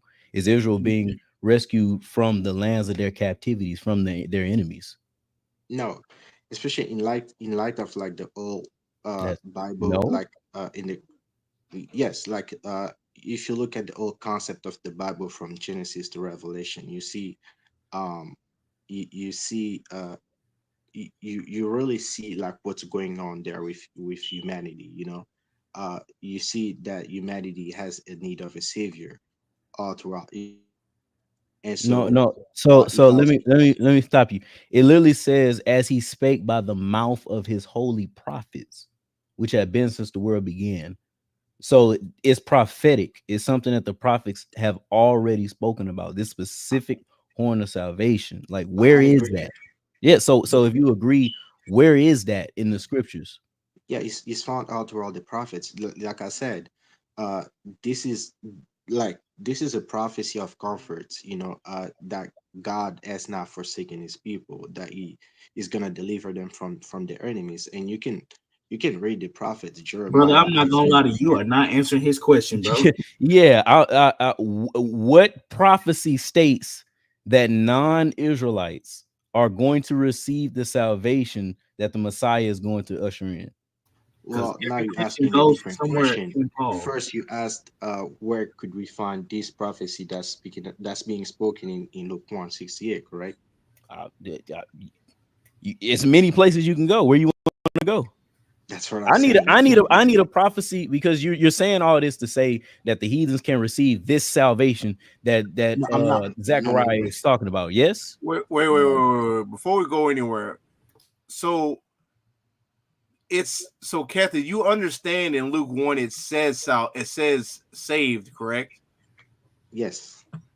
Do you understand that's sozo and it means like the same salvation you see in other places in the New Testament, right? No, that's where I would disagree with. You know, I don't. I mean, where the word appears. Yeah, we see salvation all throughout the Bible, not just only in the New Testament. I mean the Greek word.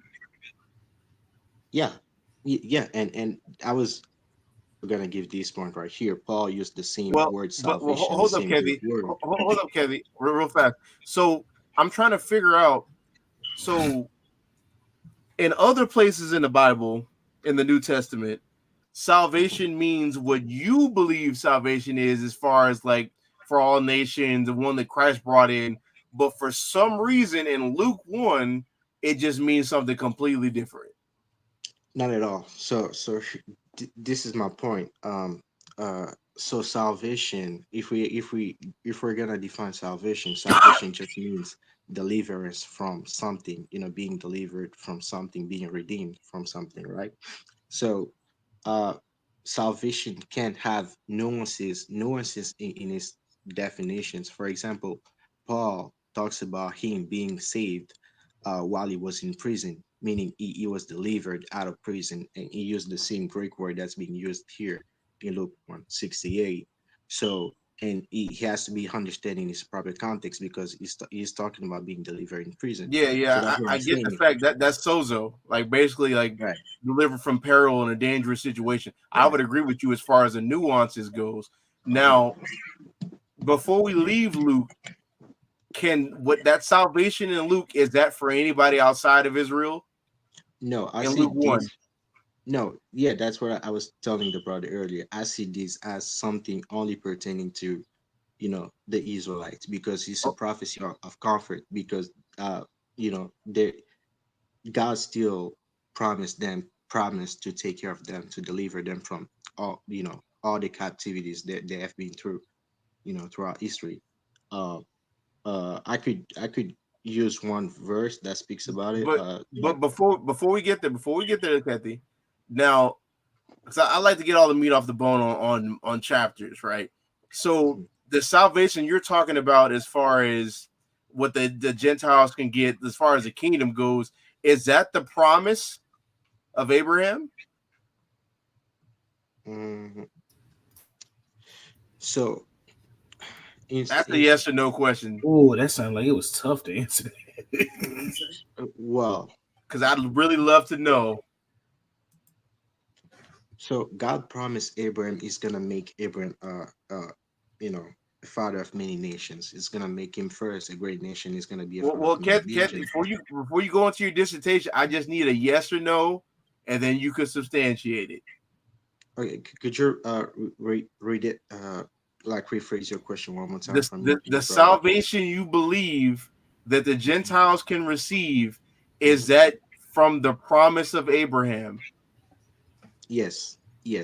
So why then, when we read farther in Luke chapter 1, because you said this chapter is for Israel, it says, when we read verse 70, as he spake by the mouth of his holy prophets, which have been since the world began, that we should be saved from our enemies and from the hand of all that hate us, to perform the mercy promised to our fathers, and to remember his holy covenant, the oath which he swore unto our father Abraham, that he will grant unto us, that we, being delivered out of the hand of our enemies, might serve him without fear. The context of Luke chapter 1, he's telling you that Israel being saved and delivered from their enemies is the fulfillment of the Abrahamic promise. If you believe the Gentiles are receiving salvation due to that promise, why are they not mentioned here? Yeah, like I said, I believe this as only pertaining to the Israelites. I don't think Gentiles could be included. That's not my point, though. Yeah, Kevin, you kind of missing it. you believe that Gentiles are fellow heirs to the Abrahamic covenant. I mean, Abrahamic promise, right? Yes. He's asking you, how can that be when the promise is them getting saved from the Gentiles? The Abrahamic promise is his seed being saved from the Gentiles. That's the fulfillment of No, it. that's not the Abrahamic covenant, though. Yes, that's brother. Yes, it is. That's Genesis 17. Okay, how about we pull up the Abrahamic covenant in its proper context? Okay. No. Wait. Before we go there, what is the oath that is sworn to our father Abraham? What is that? That's what I've been asking the whole time. That is going to send the promised seed, which is the Messiah. So that's not the Abrahamic covenant. That is the Abrahamic covenant. Yes. You got it done, Waller. But let's look at the Abrahamic covenant and what it actually says in its proper context. I mean, if we can. I mean, we can, brother, but the point is, what salvation is Christ prophesied to bring? And you already admitted that salvation is Christ saving the Israelites from the land of their enemies. So I really don't know what we're talking about no more at this point, because you already agreed on that. Yeah, bro. Like it really makes no sense. You already agree with me that you believe that the Gentiles get the same promise that Abraham was given, but yet the promise to Abraham is for them to get saved from the Gentiles.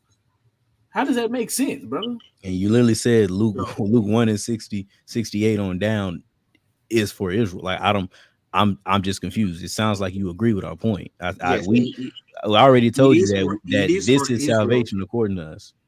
Right. It is for Israel, and Israel missed it. Israel missed the chance. That's why Jesus was weeping. No, we're not even finna do that. They don't say that. The Bible states, and even Paul states, that Israel gets the promises regardless. Well, I could show it to you in Luke 19. That's where I was going at before we kind of change topic. But in Luke 19, Jesus is weeping over Jerusalem because they have missed the time of visitation that's being spoken here in chapter 1. It's the same book. So Jesus says, let me go back there in Luke 19. If I could just read it, please. Luke 19 and what? Luke 19 verse 44. But we could start at verse 41 for the proper. And you're about to read this to say what? To show that yes, Jesus came to redeem his people, but they missed it because the Jews expected they missed the Messiah. Yes, they missed the opportunity. The Jews expected the Messiah to come. And so when is Luke 1:68 on down is going to happen if they missed it? If they miss it, does that mean that's not going to happen no more? Oh, well, it will happen in the future. So what are we talking about, brother? That makes no sense. So what are we talking about, brother? If this is going to happen in the future, and this is salvific, and you've already said that the other nations, those enemies there, are not receiving this salvation, and it's the promised salvation that the prophet spoke about, what are we talking about? The only thing. Do you think, if I may ask you, do you think that Jesus came only to give a certain ethnic group of people, salvation, to mean that they will be delivered from a captivity? That's all Jesus came to do. He came to also to die for their sins. He died for a certain group of people's sins too. Brother, that's not that, and that's not even what we're talking about here. Hold on, Kefi. That's the gospel. Hold on, Kefi. We're not talking about what all Christ did or is going to do. We're talking about salvation. According to the Bible, what salvation is the Messiah prophesied to bring about, to spearhead? You've already agreed, Luke 1:68, that said prophecy of Christ bringing that salvation is to the Israelites. And only to the Israelites. Again, yes, 100%. So what do we talk? You can't say yes and but at the same time. But what I'm Luke saying is Luke 7 and 68 to 74. Is it talking about the salvation of Israel? Yes, salvation. But again, salvation can mean different things. No, Right? no, Kethy. So salvation there. Let me say, let me ask you explain, one more brother. Let me time. explain. He's. Let me ask you one more time. In Luke 1, 68 Mm-hmm. through 74, is Mm-hmm. that talking about the prophetic salvation that the Messiah is going to bring? Yes. Now, is that to Israel? Yes. Is that to anyone else? No, it's not for the. So we have nothing else to talk about, Kefti. Yeah, there is no other spiel that you can give to try to break down how the Gentiles are going to be saved. That is salvation. Now, if you want to talk about because if you you want to believe hold I'm on, about Kefti, to hold on, Kefti, include hold on, them. Kefti, hold on, Kefti. Okay. If you want to talk about world peace or Gentiles getting No, blessed no, I'm talking about and them remissions of getting sins. healed, I'm that's a talking whole about different remission. conversation. But Well, we're talking about the prophetic salvation that the Messiah was prophesied to bring, and you agreed is to Israel and only Israel. right. And What let me else tell is you there to what talk about? And let me tell you what other thing he came to bring into fulfillment. Isaiah 53, he was bruised for our transgressions. He was bruised for our trespasses. So Whose that's transgression? uh well, I'm about to get there, but the point is that it's something else that Jesus came also to do, and it's Oh, yeah, already see you going. See, my brother here asked you a specific question on salvation. It don't matter what you got. You're talking about Bro, something. he already agreed with Wait, salvation. no. I am Let's follow confused this as though. what are we talking about? Now he's trying to go. He's trying to I go want to down. follow this real quick though. what did they agree about? What Wait, did they agree? hold up, Kathy. Finish what you're gonna say on Isaiah 53. Yeah, I need to hear Right. that. So Jesus came not only to deliver the Jews, and that's something we have to wait till the future for that to happen. It's not happening right now, but the salvation that's being spoken in the gospel is the redemption and remissions of sin. Jesus crucified. That's what the early apostles preached. So, and he died for the sins of the people, and it was Which prophesied people? in the law of the Torah. Which Uh, people? for God so loved the world that he gave his only begotten son. The world. Whoa, So Kathy. No, no. We're not doing that, He Kathy. tried. Hey, yeah, he tried to go to prophecy and then Hell no. jump to. That's why I said I have no clue why we're going anywhere else. The man already Kathy, admitted salvation is for Israel and Israel right only. here where it that says, hold salvation up. is Oh, from no, captivity. Kathy. It's Wait. We're not not from doing that. sin. Let's read verse 8. He was taken from prison and from judgment, and who shall declare his generation? For he was cut out of the land of the living. For the transgression of my people was he stricken. Who's Isaiah's people? God's people, the world. This is No, yeah. no. Who is Isaiah's people? Isaiah's people of that time would be the ethnic Jews. Oh, okay then. So what are we talking about then? Yeah, but in the New Testament, But didn't get the fuck out of here, Kathy. So now the New Testament. See, that's what I'm saying. A Christian try to use the New Testament as if it changes prophecy. Now all of a sudden, all these prophecies that Israel's getting saved changes in the New Testament. Like, bro. But that's the thing though. He didn't even agree that it changed. The man literally agreed that the prophecies concerning salvation is for Israel and Israel only. That's why I was highly confused as why are we going anywhere else, bro? You just agreed. That's why I asked him. I said, "So do you believe that the Gentiles get the same promise of Abraham?" He said, "Yes." I said, "How is that possible if the promise of Abraham is that his seed is going to get saved from the Gentiles?" I want to show something. I did it. I did it before. No, not the fact book. I don't need the fact book. My people.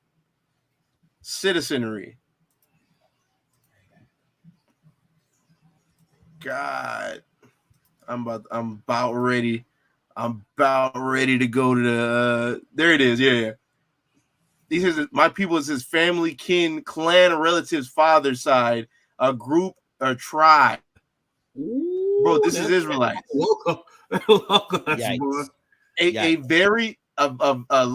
A very large kinship group regarded as related biologically as well as language and other cultural common features. That's a race. That's his race. We're not about to do but the New Testament. No, you went there to try to substantiate your point. If you wanted to get to John 3:16, just read John 3:16. We're not about to bastardize a prophecy so you can read John 3:16. No, Kathy. No, it's not happening, bro. But even with that though, man, the topic and even what happened last night, if we're talking about salvation, what it is, the man literally agreed that that's the prophetic salvation that the Messiah is bringing is to Israel and to Israel only. There's nothing else to talk about. Nothing.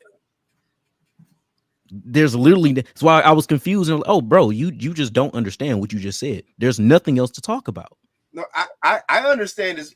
What he's saying is like there's nuances with the word sozo. Also, I forgot what it's translated from in the what Hebrew word is, but it's sozo. Now you have certain nuances like where it could be delivered from peril, but he's just gonna go to a Paul's epistle and just use the whole Gentile argument. That's the only thing that's the only thing that's gonna happen. But you see, that's why I took that away from the start. I said the prophetic salvation that the Messiah is going to bring. Who is getting that here in Luke 1 and 68? The man agreed, Israel and Israel only. I'm like, oh, bro, there's nothing we can talk about then. From here on, you're playing a game. Games are being played, but yeah, man, y'all give y'all salutations, man. I'm about to close this down. Hey, man, it's just all praises to the Most High, man. You know, he said that babes will confound the wise, and that's what we're looking at. We're just looking at babes, man, confounding these apologists, confounding men who's been trying to come up against his truth for so long, but you can't come up against his truth because now you're fighting against God. Yeah, man, I just want to give all glory to God. Just, you know, it's a blessing to see how far a brother has came. You know, I know if me and the past was to see me now, we would have never thought we'd be doing this. And bro, I just hope we do greater works than what we have done that last Tuesday, man. That's right. Yeah, I want to close out on this since I said it. Oh, and we want all the smoke. I'm just gonna say. Let's see, where is that? Well, it's true. I want to read this before we go. So this is Acts chapter 5 and verse 38. It reads, "And now I say unto you, refrain from these men and let them alone. For if this counsel or this work be of men, it will come to naught. But if it be of God, you cannot overthrow it. Least happily you be found even to fight against God." And that's what you see our Christian brothers and sisters doing, and they're fighting against God. And that's why this truth isn't stopping. That's why this truth is growing. That's why our brothers are getting stronger and stronger. Because here's the kicker part, right? Even us, we got men underneath us that's getting stronger to combat the doctrines that have been on this world for so long. Because the doctrines that the whole world believes is true is false. So Christians, it's either you get with the movement or you really just need to leave Israelites alone, because you're literally fighting against God at this point. And have been for the longest, man. But yeah, man, with that, before we go, man, don't forget to like, share, subscribe to the video, man. If be on your heart, Cash App, Sicarii Dallas, Cash App, Space City. Or is Sicarii Houston? Sicarii Houston. Yeah, that's our Cash App. Yeah, Sicarii Houston, man. If you be on your heart, if you want to donate to the prophets, man. But yeah, man, we're gonna pick this back up next Wednesday because there's so much more of this conversation to talk about. Are y'all gonna put it on y'all channel? Yeah. We're gonna put it. We just gotta see. We just gotta see if we're gonna doctor it up a little bit, make it a little bit more appealing, or we just gonna drop it. Hey, whatever, man. Hey, man, you know how Space City do, man. We like man, I know you. Their attention span is small, man. You gotta get their attention, man. You gotta get the people going. Gotta get the people going. But yeah, man. With that, I want to say, call all you how about Shema Mashiach Yahweh Shai, Shalom. Shalom.